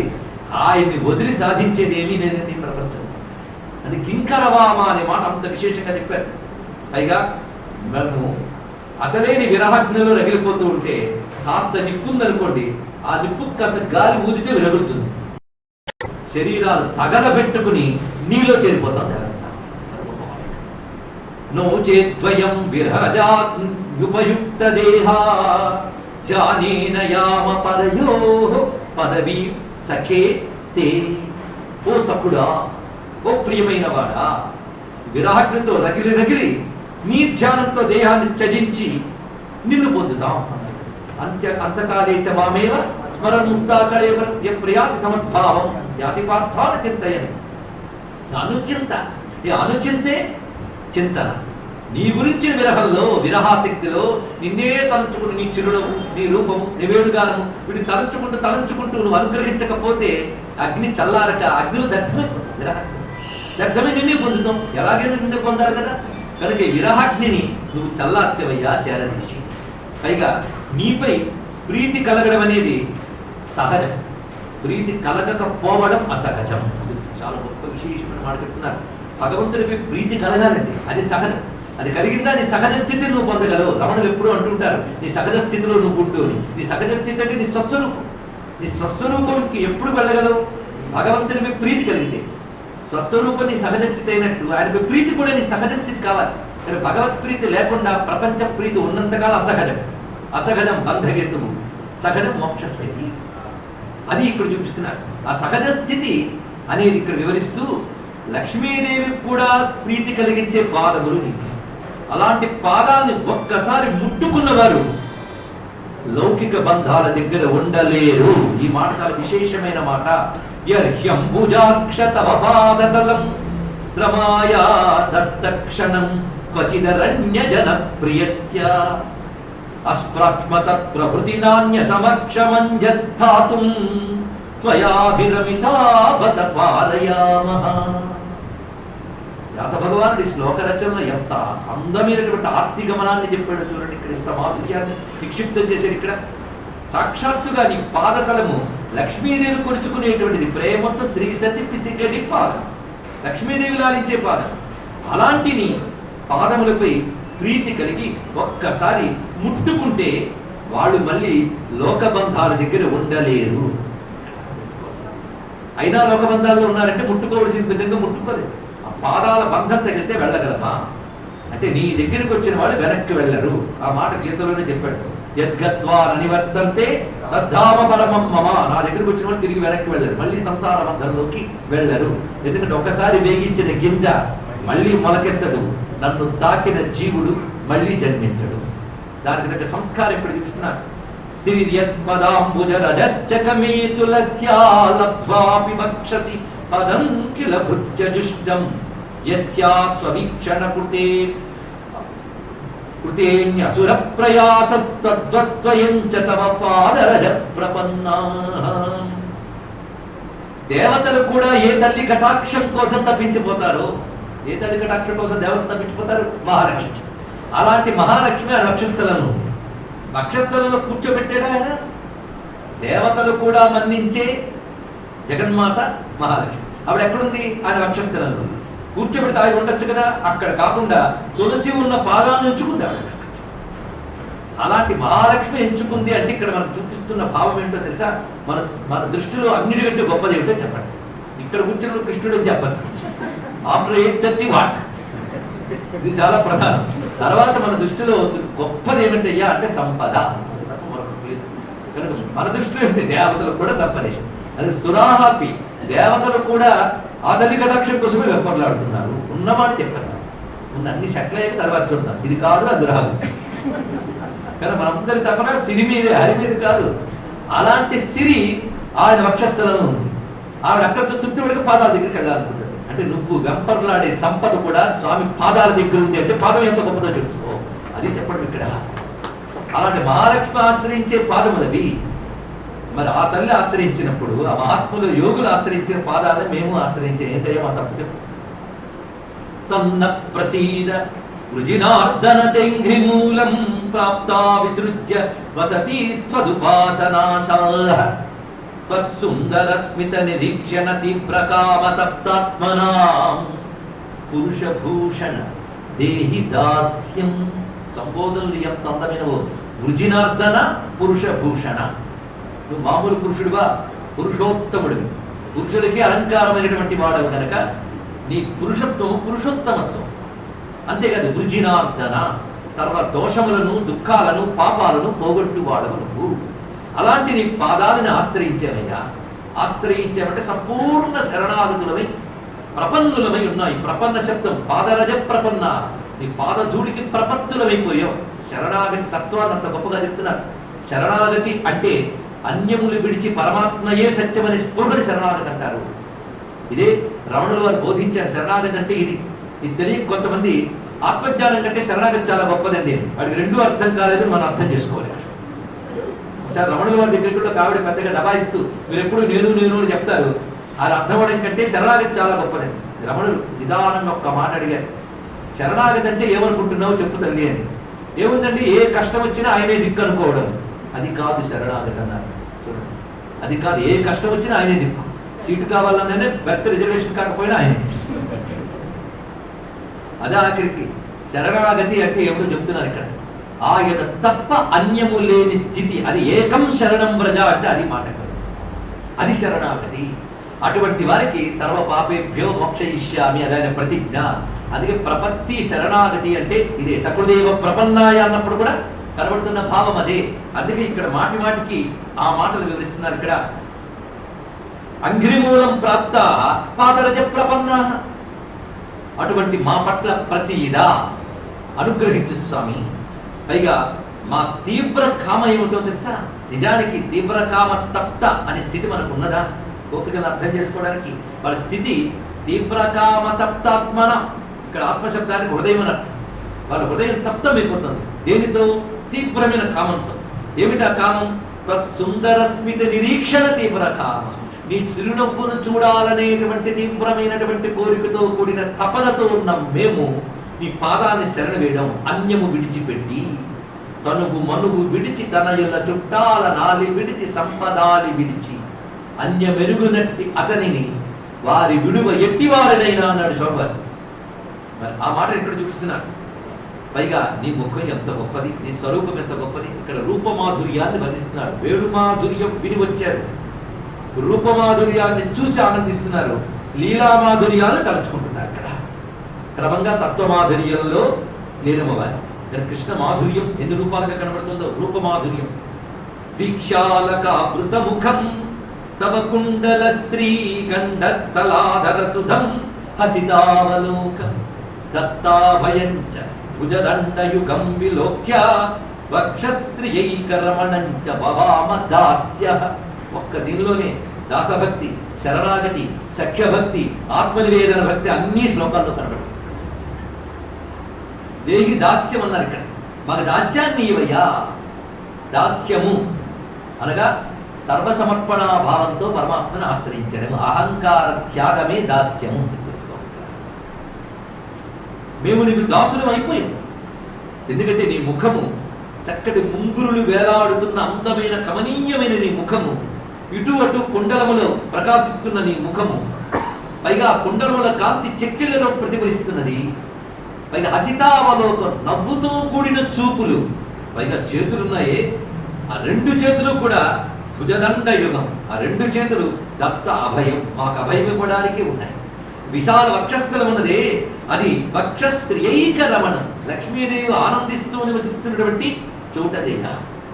కాస్త్రియంగతే కలపదాయత వేణుగీత సమ్మోహితార్య చరితాం నచలే త్రిలోక్యాం త్రైలోక్య సౌభగమిదంచ నిరీక్ష రూపం యద్గోద్విజద్రుమ మృగా పులకాన్య బిభ్రన్.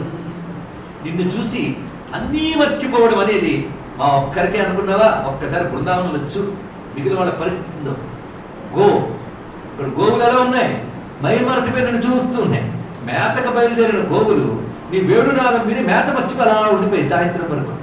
నిన్ను చూసి జడమైనటువంటి పశువులే మైమరిచిపోతే చేతన కలిగిన మానవులు మైమరిచిపోవడంలో ఆశ్చర్యం ఉంది.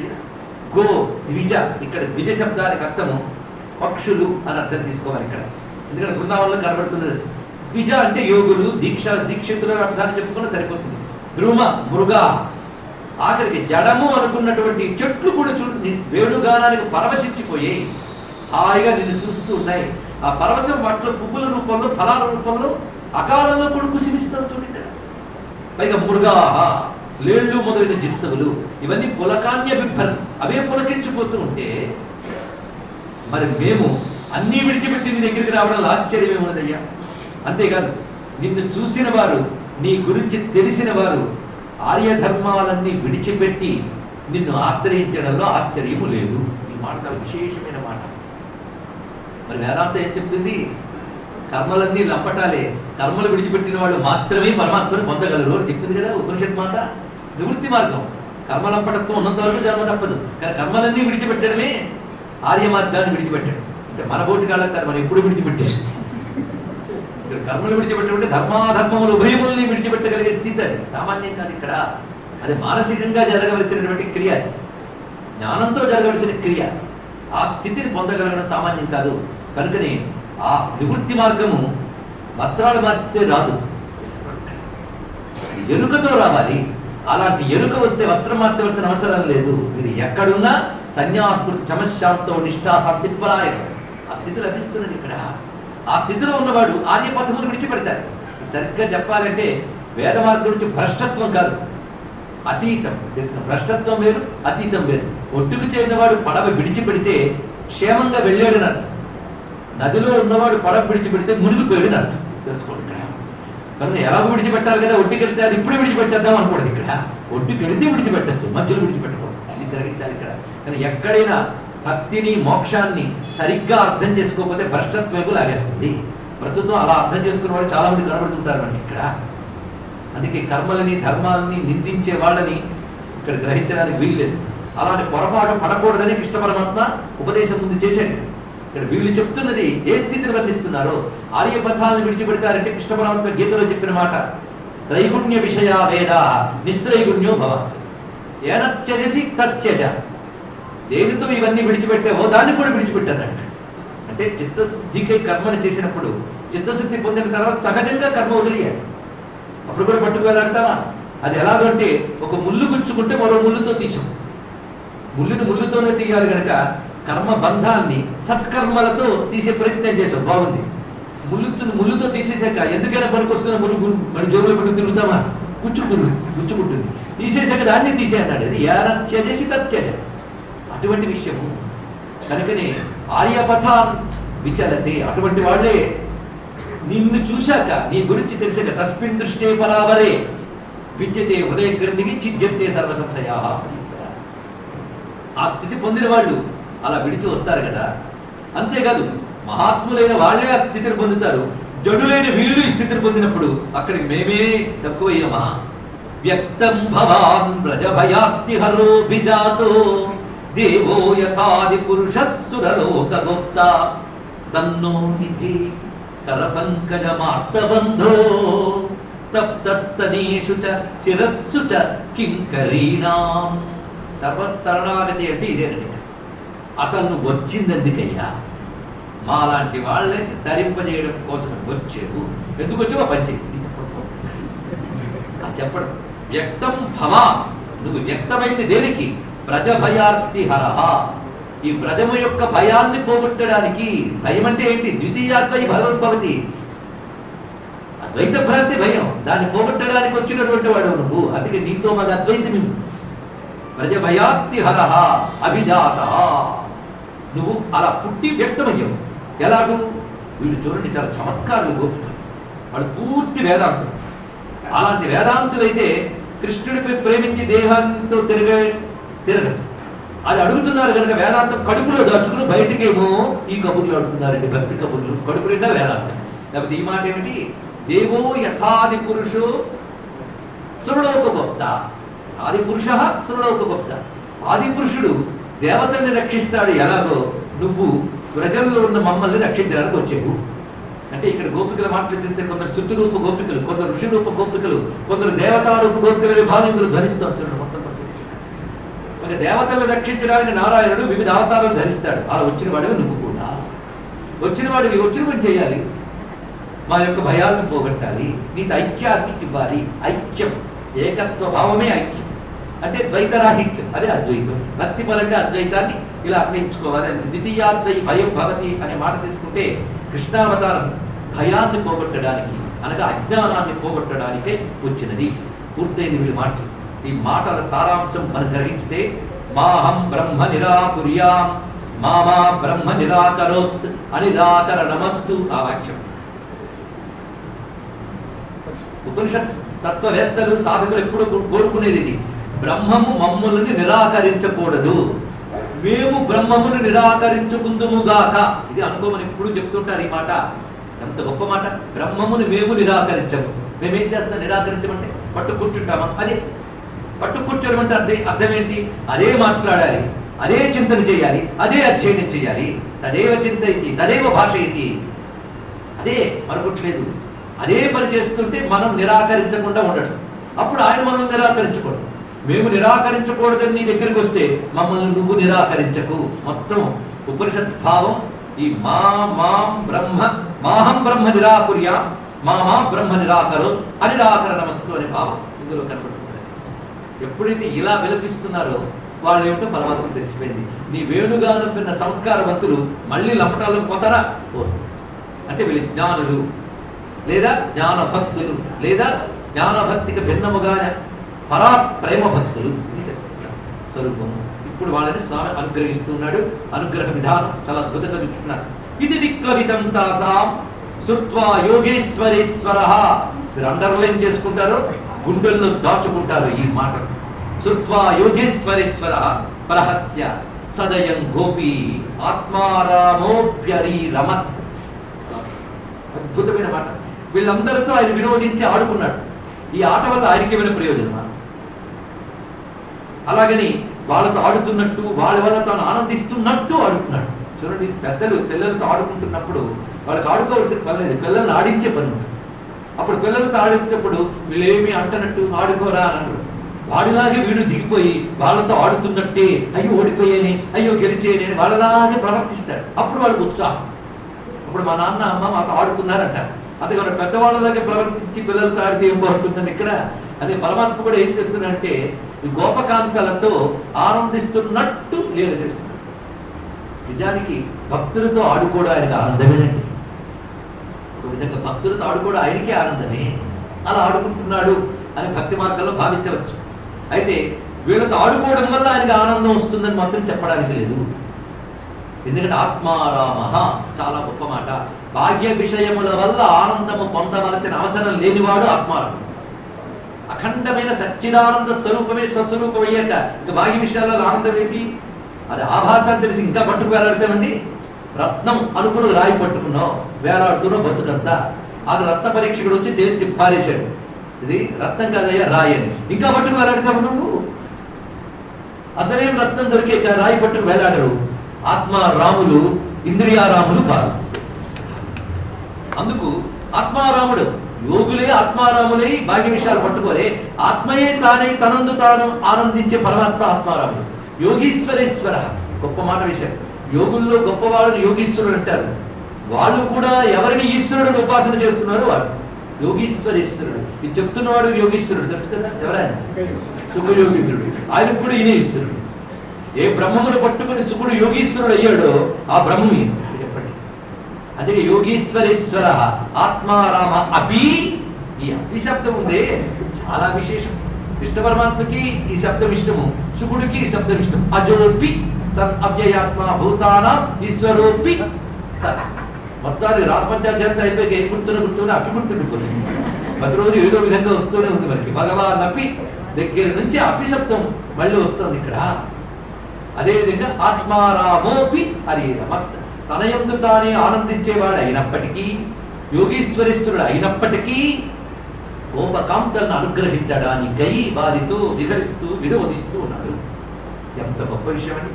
సాక్షాత్ పరబ్రహ్మం తన దివ్యలీలా విగ్రహంతో, అప్రాకృత దివ్యమంగళ విగ్రహ, మామూలు శరీరం అది అప్రాకృత దివ్యమంగళ విగ్రహం. అలాంటి విగ్రహంతో వాళ్ళందరినీ లాలించుతూ వాళ్ళతో విహరిస్తూ వాళ్ళ దేహాలకు తన దేహం యొక్క స్పర్శను అనుగ్రహించాడంటే వాళ్ళకంటే భాగ్యవంతులు ఎవరుంటారు? మహాభాగ్యవంతులు. అందుకే వారి భాగ్యాన్ని తర్వాత ఎప్పుడో ఉద్ధవుడు చూసి అసూయ పడతాడు, మనం ఇప్పుడే అసూయ పడతాం. తద్భూరి భాగ్యమిగ జన్మ కిమప్యటవ్య యద్ గోకులేపి కథమంఘ్రి రజోభిషేక. అంత గొప్ప మాట. ఆ గోపకాంతలు బృందావనంలో నడుస్తున్నప్పుడు వాళ్ళ కాలి ధూళి సోకిన ఒక చిన్న పొదగానైనా పుట్టింటే బాగుండు అన్నాడు. గోపకాంతల పాదధూళి సోకినటువంటి పొదగానే నేను పుట్టుంటే బాగుండు అంటున్నాడు. వందే నంద వ్రజస్త్రీణ పాదరేణుం అభీక్షసః యాసాం హరికథోద్గీతం పునాది భువనత్రయం. ఎవరి కృష్ణగానము ముల్లోకాల్ని పవిత్రం చేసిందో ఆ గోపకాంతల పాదధూళికి నమస్కారం. గోపకాంతల పాదధూళికి, గోవిందుడి పాదధూళికి తర్వాత ముందు భాగవతుల సేవ, పిమ్మట భగవంతుడి సేవ. అంత విశేషమైన అంశం ఇక్కడ. ఆసామహోచ రణరేణు జుషామహంస్యాం బృందావని కిమపి కుల్మలతౌషధీనాం యా దుశ్త్యజం. ఎందుకు చూడండి వాళ్ళు చెప్తున్న గొప్ప మాట. వాళ్ళు ఎందుకు గొప్పవాళ్ళు అయ్యారు కదా. ఇతరులు ఎంత గింజుకున్నా విడిచిపెట్టలేని గృహాసని అలా అవలీలగా విడిచిపెట్టినటువంటి ఆ గోపకాంతల భాగ్యానికి నమస్కారం. సామాన్యమండి అంటాం కానీ వైరాగ్యం వైరాగ్యం అని ప్రాపంచిక విషయాలు విడిచిపెట్ట అంత తేలిక. యా దుశ్త్యజం, విడిచిపెట్టాలనే కష్టమైన స్వజనం ఆర్యపథంచ హిత్వా, వాటన్ని విడిచిపెట్టి పాపం వస్తే రాని పుణ్యం వస్తే రాని రెండు మాకు అక్కర్లేదు, పరమాత్మ కావాలి. భేజుర్ ముకుంద పదవీం శృతిభిర్విముర్గ్యం. వేదములు కూడా దేన్ని వెతుకుతున్నాయో, ఎంత వెతికినా దొరకదో ఆ పరమాత్మను పట్టుకోగలిగినటువంటి గోపికల భాగ్యానికి నమస్కారం, వాళ్ళ పాదధూళికి నమస్కారం. నద్యా పులినమావిశ్య గోపీభిర్హిమవాదుకం. మొత్తానికి పరమాత్మతో కలిసి వారందరూ విహరించారు. చాలా తడవు విహరించారు ఆ దివ్యమైనటువంటి రాత్రి వేళ. అనేక రాత్రులు కలిసిన ఏకరాత్రి వేళ, బ్రహ్మరాత్రి వేళ విహరించారు. ఆ విహరించిన గోపకాంతలకి దొరికిన సౌభాగ్యం అంతా ఇంత కాదు. ఆ సౌభాగ్యంతో క్రమంగా ఏవం భగవతః కృష్ణాత్ లబ్ధమాన మహాత్మన ఆత్మానం మేనిరే స్త్రీణాం మానిన్యోభ్యధికం భృగి. కృష్ణ పరమాత్మ విహరించిన వారికి క్రమంగా ఒక భావం కలిగింది. ఆడవాళ్లలో మాకంటే భాగ్యవంతులు లేరు కదా. భాగ్యం పొందడం వరకు బాగుందండి. ఈ భావం కలిగింది ఎప్పుడో కొంచెం ఆయనకి వీరికి భేదం వచ్చింది. అందుకే స్థితి గురించి నిన్న ఒక వర్ణన చేశాం. నిన్నో మొన్నో నాకంటే మీకు గుర్తుండాలి. ఇది సాధనకు సంబంధించిన లీల కాదయ్యా బాబు. సాధన దాటిపోయి సిద్ధ్యారంభ స్థితి నుంచి సిద్ధ దశ వరకు ఉన్నటువంటి సూక్ష్మ భూమికలు ఇందులో కనబడుతున్నాయి. పరిపూర్ణ బ్రహ్మైక్యం జరిగే వరకు ప్రాపంచిక విషయాల ఆలస నుంచి మనం బయటపడ్డప్పటికీ కూడా ఎంతో కొంత అహం ఉంటుంది. ఆ సూక్ష్మ అహంకారం, దాని సూక్ష్మాహంకారం అంటారు. అది అర్థం కావాలంటే స్థూలాహంకారం ఇంత పేరుకుపోయిన దశలో అర్థం కాదు. ఇదంతా దాటి వెళితే సూక్ష్మమైన అహంకారం, అది వాడు ఒక్కడిగా అర్థమవుతుంది. అది కూడా కరిగిపోవాలి. మాకంటే భాగ్యవంతులు లేరు కదా అంటే కించిత్ భేదం వచ్చింది. చూసారా, అనుభవిస్తున్నటువంటి వస్తువుకి అనుభవించబడుతున్న దానికి భేదం ఉన్నప్పుడే ఈ భావన కలుగుతుంది. ఇక్కడ ఆ సూక్ష్మమైనటువంటి అహంకారాన్ని పసిగట్టాడు ఆయన. అసలు ఏమాత్రం మిగల్చకుండా కలిపేసుకుంటాడు. వీళ్ళు పరిగెత్తడమే ఎలా పరిగెత్తారంటే వేదం వర్ణించినట్లుగా నదులు సముద్రం వద్దకు పరిగెత్తినట్టు పరిగెత్తారు. అవునా లేదా? నదులు సముద్రం వద్దకు పరిగెడితే నదులు ఏమవ్వాలి? అది అయ్యే వరకు ఆయన చూసుకోవాలి కదా. అది వీళ్ళకి ఏ కించిత్ అది కనబడిందో అది తీసేయాలి. ఇందాక ఇళ్లల్లో కూర్చొని నిన్న ఏడ్చి గుణమయ దేహాన్ని విడిచిపెట్టి వెళ్ళిపోయారే, వాళ్ళకేం జరిగిందో వీళ్ళకి ఇప్పుడు జరగాలి. ఇంతవరకు పరమాత్మతో తిరిగి తిరిగి సుఖపడ్డారు కదా. సుఖపడ్డప్పుడు ఏం పోయింది? వాళ్ళకి పుణ్యం పోయింది. ఇప్పుడు ఇంక మిగిలింది పాపం, ఏదో వాసనాప్రాయంగా మిగిలింది, అది పోగొట్టారు. ఇక్కడ అక్కడేమో ఏడ్చారు మొదట, తర్వాత ధ్యానంతో ఆశ్లేషాన్ని పొందారు. ఏడ్చినప్పుడు పాపం పోయింది, ఆశ్లేషాన్ని పొందినప్పుడు పుణ్యం పోయింది. ఇప్పుడు రివర్సల్ అవుతుంది. ముందు ఆయనతో ఆశ్లేషం ఇత్యాదులు పొందినప్పుడు పుణ్యక్షయమైంది, ఇంక మిగిలిపోయింది. అది కూడా పోవాలి. అహంత్వా సర్వ పాపేభ్యో మోక్షయిష్యామి అది కావాలి కదా, చూపిస్తున్నాడు ఇక్కడ. అప్పుడు పరమాత్మ దాసా తత్ సౌభగ మదం వీక్షమానంచ కేశవ. ఇదే మోక్ష సన్యాస యోగం అని కూడా మాట్లాడవచ్చు. నేను పొందాను అనే భావం ఉన్నది అంటే నేననే భావం ఉంది కదా. నేననే భావం కూడా మిగలకూడదు, అది పూర్తిగా ఐక్యం కాగలగాలి. ఆ స్థితి అత్యంత సూక్ష్మమైనది.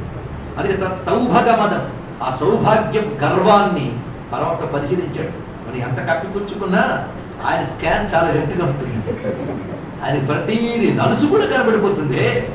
ఆ తత్సౌభగ మదం అది చూసి పరమాత్మ కేశవ ప్రశమాయ ప్రసాదాయ తత్రైవ అంతరనీయ. ఎంత అందమైన మాట. ప్రశమాయ ప్రసాదాయ రెండు మాటలు ఇక్కడ. శమము అంటే తొలగితం, ప్రశమం సంపూర్ణంగా తొలగించారు. ఇసుమంతా కూడా నలుసు కూడా మిగలకూడదు. శమనం, ప్రకృష్టమైన శమనం, ప్రశమనం, సంపూర్ణంగా దాన్ని తొలగించుట. ప్రసాదాయ, అనుగ్రహించుట. తొలగించడం దేనికి? ఏడిపించడం కోసమా? అనుగ్రహించడం కోసం. అదే ప్రశమాయ ప్రసాదాయ, ఈ రెండు కలిగించడం కోసం. అంతవరకు వాళ్ళతో ఆ బృందావన రమ్య వీధిలో విహరించిన పరమాత్మ అంతరధీయత, అంతర్ధానమయ్యాడు. అంతర్ధానం మరి కనబడలేదు. అంత చక్కగా విహరించి అంత ఆనందాన్ని కలిగిస్తూ ఉంటే ఆయన చేతిని భుజం మీద పెట్టుకుని కృష్ణుడు మాకు దొరికాడు, ఇంకెవడికి దొరికేటటువంటి వాడు అని ఆనందిస్తున్న దశలో హఠాత్తుగా మారిపోయాడు. ఇంకా గోపికలు మిగిలేదు, కృష్ణుడు కనబడట్లేదు. ఎక్కడికి వెళ్ళిపోయాడైనా? ఎక్కడికి వెళితే అంతర్ధానం అన్నాడు. తత్రైవ, అది గొప్ప మాట. తత్ర ఏవ, అంతేగాని మీరు ఇక్కడే ఉండండి, నేను ఒకసారి గోలోకానికి వెళ్ళి వస్తాను, వైకుంఠానికి వెళ్ళి వస్తాను, టాటాకి వెళ్ళలేదు. తత్ర ఏవ, అక్కడనే అంతరధీయత, అక్కడే లీనమై కనబడలేదు. అంతకుముందు వ్యక్తి, ఇప్పుడు అంతరధీయత. అంతకుముందు వ్యక్తమై కనబడ్డాడు, ఇప్పుడు అంతర్లీనమైపోయాడు. అక్కడే ఉన్నాడు, కనబడ్డాడు. అప్పుడు ఎప్పుడైతే పరమాత్మ కనబడలేదో అప్పుడు మొదలైంది ఏమిటి? ఏడిస్తే చూడ్డానికి కూడా అసహ్యంగా ఉంటుంది, వినడానికి అసహ్యంగా ఉంటుంది. ఏది? లోకం కోసం ఏడిస్తే చూడ్డానికి అసహ్యం, వినడానికి అసహ్యం. కానీ పరమాత్మ కోసం ఏడిస్తే అందరికీ సంగీతం తెలుసుకోండి. అందుకే త్యాగయ్య ఏడుపు, అన్నమయ్య ఏడుపు, మీరాబాయి ఏడుపు మన సంగీతం ఇక్కడ. భగవంతుడి కోసం ఏడవడం మధుర సంగీతం. అంతకంటే గొప్ప సాపాసా మరొకటి ఉండదు. ఆ ఏడుపు కంటే మధురమైన సంగీతం, ఆ ఏడవగలగడం కంటే గొప్ప విద్వాంసుడు లోకంలో. విశేషమైన అంశం ఇక్కడ. అంతర్హితే భగవతి సహసైవ ప్రజాంగనాః అతప్యం స్తమచక్షానాః కరిణ్యైవ యూధపం. తిరుగుతున్నారు మొత్తం అరణ్యంలో వాళ్ళు, దుఃఖిస్తూ. అక్కడ అడవి నుంచి అడవి పెడుతున్నారు. గాయంత్య ఉచ్చైరముమేవ సంహత విచిక్యురున్మత్తకవద్వనాధ్వనం. ఉన్మత్తకవత్, అంతేగాని కృష్ణుడు ఒక్కసారి పెడితే అయ్యో వెళ్ళిపోయాడే, అలాగే చాలా రాత్రి దాటింది కనుక ఒకసారి ఇంటికి వెళ్ళిపోదాం అని ఒక్కరు వెళ్ళలేదు. అది గమనించండి. ఇక్కడ వాళ్ళ పరిస్థితి ఎలా ఉన్నది? ఉన్మత్తకవత్. మరి కృష్ణుడు ఒళ్ళు తగిలేక పిచ్చి పట్టదా అండి? పిచ్చి వెళ్ళిపోయారా? కృష్ణుడు యొక్క మామూలుగా సిద్ధ పురుషుడి చెయ్యి తగిలితేనే శక్తిపాతం అంటారే. సాక్షాత్ సిద్ధమైన పరమాత్మ యొక్క శరీర స్పర్శ జరిగితే వారి స్థితి ఎక్కడికి వెళ్తుంది? అది యోగ స్థితి, సామాన్యం కాదు. ఒకప్పుడు రామకృష్ణ పరమహంస పాదం ఒకటి పొరపాటును తగిలితే కొన్నాళ్ళు సమాధిలో ఉండిపోయిన శిష్యుడు తెలుసుకోండి. ఇక్కడ మహాత్ముల పాద స్పర్శ అలాంటిది. అలాంటి సాక్షాత్ ఆ పరమహంసలకే పరమహంస అయిన పరమాత్మ యొక్క ఆ శరీర స్పర్శ తగిలికి వీడి స్థితి ఉన్మత్తత కాక ఇంకేముంటుంది? మత్తత అంటేనే పరవశం, ఉన్మత్తత స్థూపంలో డిగ్రీ ఎక్కడికి పోయిందో చూడండి. అలాంటి పారవశ్య భావనతో వనాద్వనం, అడవిలోంచి అడవిలోకి తిరుగుతున్నారు. మన బృందావనం అంటున్నాం కానీ ఎన్ని వనాల సమూహమో అది. మొత్తం 12 వనాలు ఉన్నాయంటారు మొత్తం బ్రజమండలంలో. ఈ 12 వనాల్లో కృష్ణలీలలు జరుగుతూనే ఉంటాయి. భక్తులు ఎక్కడైనా పొందుతుంటారు. ఇప్పటికీ బృందావనం వెళ్ళగలిగితే, ఆ పరిసర వనాలకు వెళ్ళగలిగితే పరమాత్మ ఎక్కడెక్కడ ఏ లీల చేశాడు, ఏ విధమైన రాసలీలలు జరుగుతాయి అనేది పెద్దలు వివరించారు. చైతన్య మహాప్రభు మొదలైన వారు సమాధి స్థితులకు వెళ్ళి చూడగలిగారు. గోస్వాములు ఎందరో సాధనలతో దర్శించగలిగారు. మనం కనీసం నమ్మి దండం పెట్టడమనే చేత కావాలి. అది కూడా లేకపోతే చెప్పేది ఉంది, వాడు ధరించే అవకాశం లేదు. మొత్తం 12 వనాలు ఉంటాయి. వాటి పేర్లు తలుచుకున్న ధన్యులు మొత్తం. భద్ర, శ్రీ, లౌహ, భాండీర, మహా, తాళ, ఖదిరిక, బహుళ, కుముద, కామ్య, మధు, బృందావనం. ఇది 12 అరణ్యాన్ని కాళిందియా సప్త పశ్చిమే అని వివరించారు ఇక్కడ. అటువంటి ఇందులో కొన్ని పశ్చిమం వైపు, కొన్ని తూర్పు వైపు కూడా విభజించబడి ఉంటాయి. మొత్తానికి వనాధ్వనం, వనం నుంచి వనంలోకి తిరుగుతున్నారు. తిరుగుతున్నప్పుడు అక్కడ కలబడ్డ చెట్టుని పుట్టను అడుగుతున్నారు. పిచ్చి పడితే అలాగే ఉంటుంది. నిజంగా అది పిచ్చి అయితే ఆ పిచ్చి నిమ్మని పరమాత్మను ప్రార్థించాలి. అంతకంటే పిచ్చి మనకి ఉంటుంది. ఆ పిచ్చి చెట్లను అడుగుతున్నారు. దృష్టో కశ్చిద్ అశ్వత్థ ప్రక్షణ్యగ్రోధనో మనః. రకరకాల చెట్లని పేర్లు పెట్టి కృష్ణుడు వచ్చాడు ఇక్కడికి, మీరు చూశారా అని అడుగుతున్నారు. ఆవిడ పిచ్చి పట్టి అడుగుతున్నారా? సత్యం తెలిసి అడుగుతున్నారు. ఎందుకంటే చెట్టు పుట్ట భగవంతుడిని చూపిస్తాయా ఏమిటి? ఎందుకు చూపించు? ఆయన వేణుగానం విని మురిసిపోయి పులకించిపోయి పూసిన చెట్లు ఆయన ఎక్కడున్నాడు చెప్పవు? ఆయన వేణుగానానికి చెట్లు స్పందించని చేసిన గోపకాంతలు ఆ చెట్లను అడగరా? అడుగుతారు. కానీ ఇది పిచ్చి కాదు, సత్యస్పృహ. దానితో అడుగుతున్నారు. నల్లనివాడు పద్మనయనమ్ములవాడు కృపారసమ్ముపై జల్లెడివాడు మౌళి పరిసర్పిత పిచ్చము వాడు. పోతన గారు గోపిక ఎంత పరవశించి గోపికల్లో గోపిక అయిపోయి చెప్తున్నాడు. మల్లె పొదల దగ్గరికి వెళ్ళి అడుగుతున్నారు, కృష్ణుడు వచ్చాడా ఇక్కడికి? ఈ అన్వేషణ ఇక్కడ జరుగుతున్నది ఏమిటి? ఒక్కొక్క దశ చూడండి. అన్వేషణ దశ ఏం చేస్తుంది? భగవంతుడు ఎదురుగా కనబడినప్పుడు ఆయన చూసి నిన్ను విడిచిపెట్టే వెళ్ళలేవు అంటున్నారు. ఆయన అంతర్ధానం అయిపోయాడు. ఎందుకు? వీళ్ళని యోగంలో మరొక పై స్థాయికి తీసుకువెళ్ళడం కోసం ఆయన అంతర్ధానం అయిపోయాడు. ఇంకా ఉన్నత స్థాయికి వెళ్ళాలి. ఆ స్థాయి అన్వేషణ అనే దశలోకి వెళ్ళింది. ఎందుకంటే అనుభవం యొక్క అనుభూతి హృదయంలో గట్టిగా ఉంది. ఆ అనుభూతితో వీళ్ళు ప్రతిదాన్ని వెతుకుతూ ఉన్నప్పుడు ఎప్పుడే అన్వేషణ ఎలా ఉంటుందో చూడండి. అందుకే అన్వేషణ అనేది సాధన. సాధనకి మరొక పదం అన్వేషణ. ఈ మాట అర్థం కావాలంటే మా ప్రహ్లాదుని అడగండి, చక్కగా చెప్పాడు. ఎందెందు వెదకి చూచిన అన్వేషణ సాధన. అన్వేషణ ఎంత మధురం అంటే, ఏదైనా వస్తువును మీరు వెతుకుతూ ఉన్నప్పుడు మన మనస్థితి ఎలా ఉంటుందో చూడండి. ఏ వస్తువును మీరు వెతుకుతున్నారో అది మీ మనస్సులో మెదులుతూ ఉంటుంది దాని స్వరూపం. అవునా లేదా? ఒక గుండు సూదు కోసం వెతుకుతూ ఉంటే మీ మనస్సు గుండు సూదు ఆకారం ధరిస్తుంది. దీన్ని బ్రహ్మాకార వృత్తి అంటారు. ఇక్కడ బ్రహ్మాకార వృత్తి, వాళ్ళలో కృష్ణాకార వృత్తి ఇప్పుడు ఏర్పడింది. ఇక్కడ వాళ్ళ మనస్సు అంతా కృష్ణాకారమైంది. అందుకే కృష్ణుడు వెతుకుతున్నప్పుడు ముందు మనస్సులో రూపాన్ని ధ్యానించి కదా బయట వెతుకుతారు. ఇప్పుడు చెప్పండి, అన్వేషణ సాధన అనేది ఎంత గొప్పగా ఉన్నదో. ఒక వస్తువును హృదయంలో ధ్యానిస్తూ అది ఎక్కడుందో అని వెతుకుతున్నప్పుడు ఆ సాధన ఎంత గొప్పది. ఎక్కడుందో అని వెతుకుతున్నప్పుడు అన్నింటిలో వాడిని వెతుకుతున్నావు కదా, అప్పుడు సర్వంలో ఉన్నవాడిని వెతుకుతున్నావు కదా, అది ఆ సాధన అంత గొప్పగా అవుతున్నది. అందుకు వాళ్ళు మనస్సులో ఎవడున్నాడో ఇప్పుడు చెప్తున్నారు. మల్లె పొదలతో నీ దగ్గరికి వచ్చాడా? ఎలా ఉంటాడో తెలియదేమో, చెప్తున్నాను విను. నల్లనివాడు, నల్లగా ఉంటాడు కృష్ణ. పైగా కళ్ళున్నాయే, ఆ రూపంలో ముందు గుర్తుంటాయి అవి. పద్మనయనములవాడు, ఆ పద్మనయనాలు గుర్తుంటాయి. ఎందుకంటే మేము ఎప్పుడు చూసినా మమ్మల్ని చూస్తాడు వెంటనే. చూసినప్పుడు కన్నుల్లోంచి కరుణ తరంగితమై ప్రసరిస్తుంది కనుక ఆ కళ్ళు గుర్తుండిపోయేమా. ఎందుకయ్యా పద్మనయనములు గుర్తున్నాయంటే, కృపారసము పై జల్లిడివా మౌళి పరిసర్పిత పిచ్చమువాడు నవ్వు రాజిల్లిడిపోవాడొకడు చెల్వల మానధనంబు తెచ్చెను మళ్ళీ ఎలారా మీ పొదల మాటున లేడు కదమ్మ చెప్పరే. ఎంత అర్థది కనబడిన చెట్టుని పుట్టని పట్టుకుని కృష్ణ పరమాత్మ గురించి అడుగుతూ, అంగజునైన చూడ హృదయంగముడై కరగించువాడు శ్రీరంగ దురంబువాడు మధురంబగు వేణు రవంబువాడు మంగజు పువ్వు దూపులకు నగ్గము చేసే లవంగలుంగ నారంగములార మీ కడపు రాడు కదా కృప చూచి చెప్పరే. నిజంగా పోతన గారి పద్యాలు చెప్పుకోకపోతే ఇక్కడ మాధుర్యం రాదండి. ఎంత చక్కగా అందించాడు మహానుభావుడు ఇక్కడ. ఆ ఆర్తిలో అదే నందనందనుండంతరీహితుండయ్య పాటలీతరులార పట్టరమ్మ హేలావతుల గూడి ఎల వాసితవని ఐలేయలతలార అడుగరమ్మ. అదే నందనందనుండంతర్హితుండయ్యే పాటలీతరులార పట్టరమ్మ హేలావతుల గూడి ఎల వాసితవని ఐలేయలతలార అడుగరమ్మ. వరజాక్షుడి చితికి వచ్చిడాగడు కదా చూతమంజరులార చూపరమ్మ. మానిని మదనుతో మారాక ఎరిగించి మాధవీలతలార మనుపరమ్మ. జాతి సతుల బాయ నీతికి నీతియే హరికని జాతులార దిశల చాటరమ్మ. కదడులార పోయి కదిలించి సిగిపించ జూటు తెచ్చి నేడు చూపరమ్మ అని చెట్టుని పుట్టని అడుగుతూ, కచ్చిత్ తులసి కళ్యాణి గోవింద చరణ ప్రియే సహత్వాలిపుళైర్ బిభ్రదృష్టస్థేతి ప్రియోచ్యుత.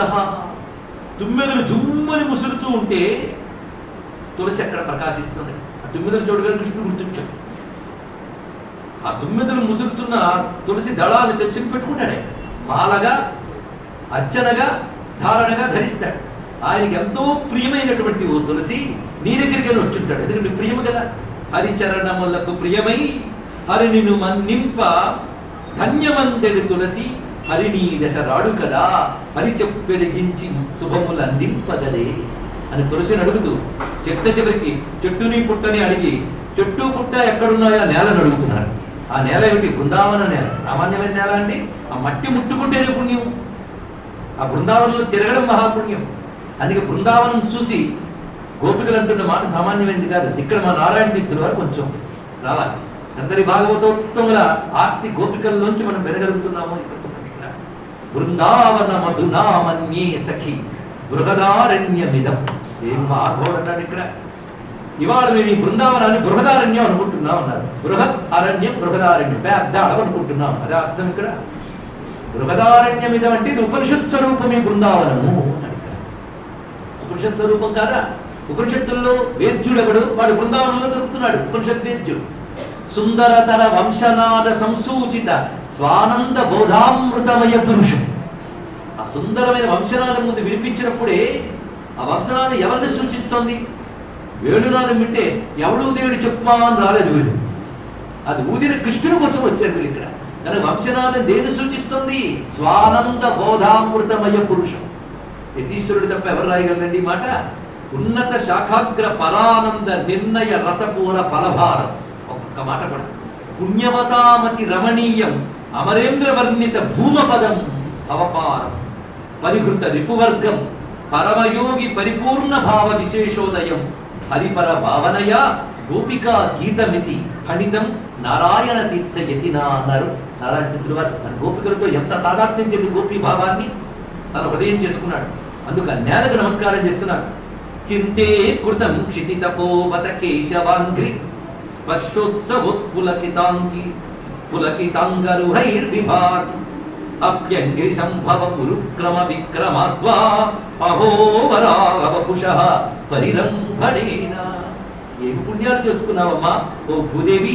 కిటి అయి కౌగిట చెచ్చ వటుడై వర్ధిల్లి కొలిచి మరి కృష్ణుండై ఇట పద చిహ్నములుడే తొల్లిటి బాబున ఏమినో మనోచితమ్మ ధరిత్రి. భూదేవి మీద అసూయపడుతున్నారు గోపులు. ఏం పుణ్యాలు చేసుకో? వరాహస్వామి వచ్చి నిన్ను ఆలింగనం చేసుకున్నాడు స్వామివారు. వామనుడే వచ్చి తన పాదాలతో మొత్తం పొడిచిపెట్టేశాడు. కృష్ణమూర్తి తన రెండు పాదాలతో మీరు నడిచి పెడుతున్నాడంటే నువ్వు అదృష్టవంతురాలు. స్వామి ఎక్కడున్నాడు నువ్వు చెప్పు. ఎక్కడికి వెళ్ళా? నేల నుంచి ఎక్కడికి వెళ్తాడు? ఆ దుఃఖం ఎంత తీవ్రంగా వెళ్ళిందంటే అక్కడ పళ్ళ బరువుతో వంగుతున్న చెట్టు చూస్తే కృష్ణుడు వచ్చాడని ఈ చెట్టు నమస్కరించడానికి వంగిందా అనుకుంటున్నాడు. ఇక్కడ అలా కనబడుతున్న ప్రతిదాన్ని చూస్తూ చెట్టుని పుట్టని అడిగి తిరుగుతూ ఏహి మురారే కుంజ విహారే ఏహి ప్రణత జన బంధో హే మాధవ మధుమథన వరేణ్య కేశవ కరుణా సింధో రాసని కుంచే గుంజతి విపులం భ్రమర శతంకిల కాంత ఏహి నిభృత పద పాంథ స్వామిగ యాచే దర్శన దానం హే మధుసూదన శాంత హే మధుసూదన శాంత. స్వామిగ యాచే దర్శన దానం. మేము అడుగుతున్న దానం దర్శన దానం.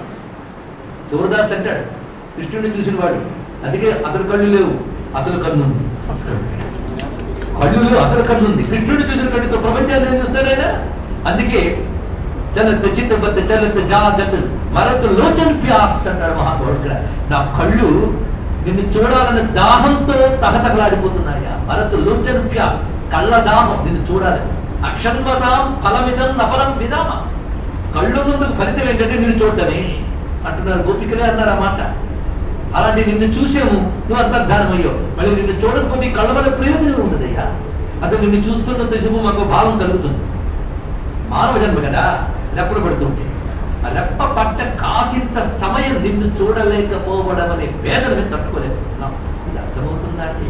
మహా కష్టం అర్థం కావాలంటే భగవద్ విరహం అనేది ఒక గొప్ప యోగం. విరహ యోగం.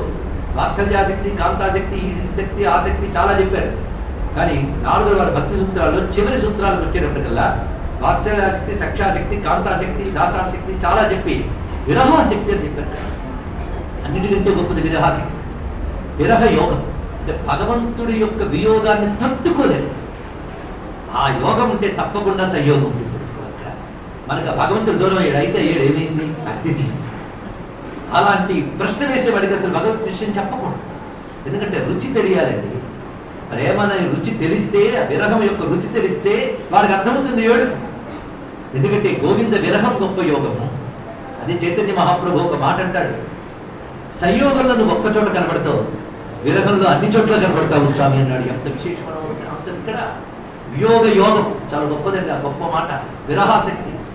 అది యుగాయుతం నిమేషేణ చక్షుషా ప్రౌషాయుతం శూన్యాయుతం జగత్ సర్వం గోవింద విరహేణమే. చైతన్య మహాప్రభు గోపిక, శంకర భగవత్పాదుల వారు గోపిక, ప్రహ్లాదుడు గోపిక. భావం గోవింద విరహంతో నా పరిస్థితి ఎలా అవుతుందంటే నిమిషాలు యుగాలు అయిపోతున్నాయి. అంతేకాదు చక్షుషా ప్రౌషాయుతం, వర్షాకాలపు మేఘాలులా నా కళ్ళు మారిపోతున్నాయి నిరంతరం వర్షిస్తూ. నువ్వు లేని ప్రపంచము శూన్యం. అంటే దేనికి పనికిరాంది వ్యర్థం. అది దర్శన్ ప్యాస్ అని సూరదాస్ చెప్పినటువంటి గొప్ప మాట ఇక్కడ. అందుకే స్వామిని దర్శనం కోసం తిరుగుతున్నారు. అందుకే స్వామిక యాచే దర్శనదానం ఏ మధుసూదన శాంత అంటూ లీలా భగవతస్తాస్తా యనుచక్రుస్తరాత్మికా. ఇక్కడ మాట్లాడుతున్న తాదాత్మిక, వాడు హృదయం భగవదాత్మికమై ఉన్నటువంటిది. అలా క్రమంగా వాళ్ళు ఏ స్థితిలోకి వెళ్ళిపోయారు. ఇప్పుడు కృష్ణుడితో ఒక తాదాత్మ్యాన్ని పొందారు. తాదాత్మ్యం తదాకారం అవుతుంది చూడండి. ఇక్కడ తాదాత్మ్య స్థితి నుంచి తదాకార స్థితి. ముందుగా తత్సన్నిధి, తత్సామీప్యం, దాని తర్వాత స్థితి తచ్చింతన నుంచి తాదాత్మ్యం, తాదాత్మ్యం నుంచి తదాకారం. తదాకార స్థితి ఎలా ఉన్నది అంటే వెంటనే కృష్ణలీలను ధ్యానిస్తూ కృష్ణలీలను అనుకరించడం మొదలుపెట్టారు. ఎంత తాదాత్మ్య స్థితి యొక్క పరాకాష్ఠత చూడండి. వారికి వారు ఆ కృష్ణలీలతో ఏకీభూతులై వాటిని అభినయిస్తున్నారు. ఇక్కడ కృష్ణ రామాయితే ద్వేతు గోపాయంచ కాశ్చన. ఒక ఇద్దరు బలరామకృష్ణుల్లా అయిపోయి మిగిలిన వాళ్ళు గోపాలకుల్లా ఉందని వాళ్ళు ఆడుకుంటున్నారు. ఒక ఆమె ఇదిగో నేను యశోదని, ఏది నోరు చూపించు అంటే మరొక ఆమె కృష్ణుల్లా నోరు తెరిచి ఇదిగో బ్రహ్మాండాలు చూడండి. ఒక ఆమె ఇదిగో కార్యపడిన వాళ్ళ మీద నాట్యం చేస్తున్నారు, ఒక ఆమెను వంచి నాట్యం చేస్తున్నారు. ఇంకొక ఆమె ఏంటి వర్షం పడిపోతూ ఉంటే అలాగ చూస్తున్నారు, రండి మీ అందరి కోసం గోవర్ధనం ఎత్తి పెట్టారు, పైకి ఎత్తి పట్టుకుంటారు. ఎలాంటి తన్మయత, ఎలాంటి ఉన్మత్తత. ఆ ఉన్మత్తత స్థితిలో మాయ చాలించరా మాధవ, మాయ చాలించరా, కనికరించి కనిపించరా మాయ చాలించరా మాధవ. ఎక్కడ పడితే అక్కడ ఉండే చక్కనయ్య, నిన్నిక్కడ అక్కడ వెదకుచుంటివి, దిక్కు నీవెరా దేవదేవరా మాయ చాలించరా అంటూ వాళ్ళు అక్కడ తిరుగుతూ క్రమంగా సదాకార భక్తిలోకి వెళ్ళినటువంటి స్థితిలో దుఃఖితులు వెళుతూ ఉండగా ఆశ్చర్యకరంగా పరమాత్మ అనుగ్రహం లభిస్తున్న సందర్భం స్వామి అడుగుజాడలు దర్శనమిచ్చాయి. ఇది ఒక అద్భుతమైన మరొక భూమిక. ఈ అడుగుజాడలు కేవలం కృష్ణుడు అడుగుజాడలు అయితే ఏ పర్వాలేదు, పక్కన మరొక స్త్రీ యొక్క అడుగుజాడలు రెండు కనబడుతుంది. ఇది మరీ బాధగా ఉంది వాళ్ళకి. ఆయన ఒక్కడు కనబడితే పర్వాలేదు, ఆవిడెవరు? ఆవిడే అయితే ఆవిడతో వెళ్ళి అంటే మనందరూ కాదని వెళ్ళాడు కదా. అంత ప్రీతికి నోచుకున్న భాగ్యవంతురాలు ఈ గోపికలను ఎవరో చూసుకుంటున్నారు. ఎంతవరకు అన్యలక్ష్యత ఉద్యమ లేని వాళ్ళే వెళ్ళిన వాళ్ళకి ఇప్పుడు పక్కన ఉన్న వాళ్ళందరూ చూసుకున్నారు. వాళ్ళందరూ ఇక్కడ ఉన్న ఈవిడెవరు? ఓ మనలో ఒక ఆవిడ వెళ్ళిపోయింది అక్కడ. అంటే వీళ్ళల్లోనే కలిసి తిరుగుతూ ఉన్న ఒక ఆవిడ ఉన్నది, ఆవిడ తీసుకెళ్ళిపోయాడు. వాళ్ళిద్దరు అడుగుజాడలు కనబడుతున్నాయి ఇక్కడ. విచక్షత వనోద్దేశే పదాని పరమాత్మన, పరమాత్మ యొక్క పదములు కనబడుతున్నాయి. అందులో కూడా వధ్వాపదై సుపృక్తాని విలోక్యాప్తా సమకుర్వన్. ఆ వధ్వాహ పదై, ఆ వధువు ఆమె యొక్క పాదములు కనగడం ఇలాంటి మరింత పెరిగిపోయింది ఇక్కడ. పెరిగిపోయి కస్యా పదాని చైతాని, ఎవరి పాదాలు? ఎవరి అనే మాట గొప్పగా వేస్తాడు ఇక్కడ. కస్యాహ పద అనే ఒక మాట, అనయారాధిత అని ఒక మాట. ఇలాంటి విషయములు చూస్తే ఆశ్చర్యకరంగా ఉంటాయి. అవి చూస్తే ఈ పాదములు ఎలా ఉన్నాయో ఒక్కొక్కటి గమనించుకుంటూ పెడుతున్నారు. అవి కూడా చక్కగా కనబడుతున్నాయి అన్నమాట. అడుగు జాడ కనబడితే అడుగు కనబడ్డే ఎంతసేపు అడుగు జాడ కనబడిందంటే కొంత అనుగ్రహం వచ్చినట్లే. అడుగు జాడను చూసి మురిసిపోతున్నారు. అదేవిధంగా ఆమె అడుగులు చూస్తున్నారు. ఆమె ఏమిటో పేరు చెప్పలేదు, ఎవరు సుఖయోగితులు. మొత్తానికి ఆ పాదాలను చూస్తూ తస్య అమూనిన క్షోభం కుర్వన్ చుచ్చైపదాని యత్ యైకాపహృత్య గోపీనామురహో భుక్తే అచ్యుతాధర్. ఆ అచ్యుతన అధరామృతాన్ని ఆమె ఒక్కతే అనుభవిస్తున్నారు. మనందరికీ అది లేదు. ఆమె ఎవరు? అడుగుజాడను చూస్తూ పెడుతున్నారు. ఆమె ఎవరో చెప్పలేదు సుఖయోగేంద్రుడు, ఆమె ఎవరో చెప్పారు భాగవతకారులు. ఆ తల్లి పాదములే రాధాదేవి యొక్క చరణములు అని గమనిస్తున్నారు. అక్కడ ఒక యోగ రహస్యాన్ని లోపల నిక్షిప్తం చేస్తూ భాగవతకారులు చెప్పలేదు. దానికి రెండు కారణాలు. ఎందుకంటే గోపికల్లో గోపికగానే ఉంది రాధాదేవి, వీళ్ళతో పాటు ఆవిడే వచ్చింది. వీళ్ళతో పాటు వచ్చినప్పుడు వీళ్ళల్లో ఒకటిగా కాదు, వీళ్ళని లీడ్ చేసి తీసుకొచ్చింది. ఆ విషయం వాళ్ళకి తెలియదు. ఇది రహస్యం. వీళ్ళు రాసమునకు యోగ్యులయ్యారని తెలిసి కృష్ణుడి చేత ప్రేరేపణ చేయించి తాను వాళ్ళందరూ పట్టుకొచ్చింది. తాను వాళ్ళలాగే ఏడుస్తూ వాళ్ళలాగే తిరుగుతూ. ఎందుకంటే కృష్ణ విరహం ఎలా ఉంటుందో ఆవిడకి తెలియదు. ఎందుకంటే కృష్ణుడికి ఇప్పుడు దూరం అయితేనా, కానీ విరహంలో కూడా మాధుర్యం ఉంటుంది అంటారు కనుక నీ విరహాన్ని అనుభవించడానికి నేను కూడా, నువ్వు కృష్ణుడిగా అవతరించినప్పుడు నేను వస్తానండి. ఆ తల్లి గోలోకంలో నిత్యానపాయలుగా ఉండేటువంటి రాధాదేవి కృష్ణ పరమాత్మ ప్రజల్లో అవతరించినప్పుడు ఆ తల్లి వృషభానుడు అనేటువంటి గోపరాజు కుమార్తెగా అవతరించి తాను కృష్ణ విరహంతో తప్పినచ్చిపోతూ ఉన్నట్టుగా సా విరహే తవ దీన సావిరహే తవ దీనా రాధ. ఆ స్థితిలో ఆవిడ విరహాన్ని స్వీకరించి ఆ విరహ యోగం ఏంటో తాను రుచి చూడదలుచుకుంది. అది వాళ్ళతో పాటు తిరుగుతున్నది. కానీ కృష్ణ పరమాత్మ ఏం చేశాడు? వాళ్ళతో పాటు తిరుగుతున్నా నువ్వు వెడతా పాడేమిటి రా అని పట్టుకెళ్ళి. ఎందుకంటే అప్పుడు అడుగుజాడలు కనబడ్డాయి. అడుగుజాడలు చూస్తూ వాళ్ళు పొందినటువంటి అనుభూతి ఏమిటి, ఆ అడుగుజాడలు చూపించిన అడుగులు ఎప్పుడు కనబడతాయో నేను ఇప్పుడే చూద్దామనా, కాసేపు అనుభవిద్దాం విరహాన్ని. రేపటి సాయంత్రం మళ్ళీ కలుసుకొని అడుగుజాడలు ఎవరో వాడిని చూద్దాం. సర్వం శ్రీకృష్ణ చరణారవిందార్పణమస్తు. స్వస్తి స్వస్తి ప్రజాభ్య పరిపాలయంతాం న్యాయేన మార్గేణ మహిషాః గోబ్రాహ్మణేభ్యः సోమస్తు నిత్యం లోకాः సమస్తాः సుఖినో భవంతు. కాలే వర్షతు పర్జన్యః శ్రీకృష్ణసారిణి దేశోऽయం శోభనతో బ్రాహ్మణాః సంతృప్తయాః అపుత్రాः పుత్రిణः సంతు పౌత్రిణः అధనాः సధనాः సంతు జీవంతు శరదాం శతం. మంగళం కోసలేంద్రాయ మహనీయ గుణాత్మనే చక్రవర్తి తనూజాయ సార్వభౌమాయ మంగళం సచ్చిదానందరూపాయ విశ్వోత్పత్యాది హేతవే తాపత్రయ వినాశాయ శ్రీకృష్ణాయ నమో నమః. వాసుదేవాయ మంగళం, శ్రీకృష్ణదేవాయ మంగళం, శ్రీ రాధాకృష్ణాభ్యాం మంగళం. రాధే శ్యాం రాధే శ్యాం రాధే శ్యాం రాధే శ్యాం రాధే శ్యాం రాధే శ్యాం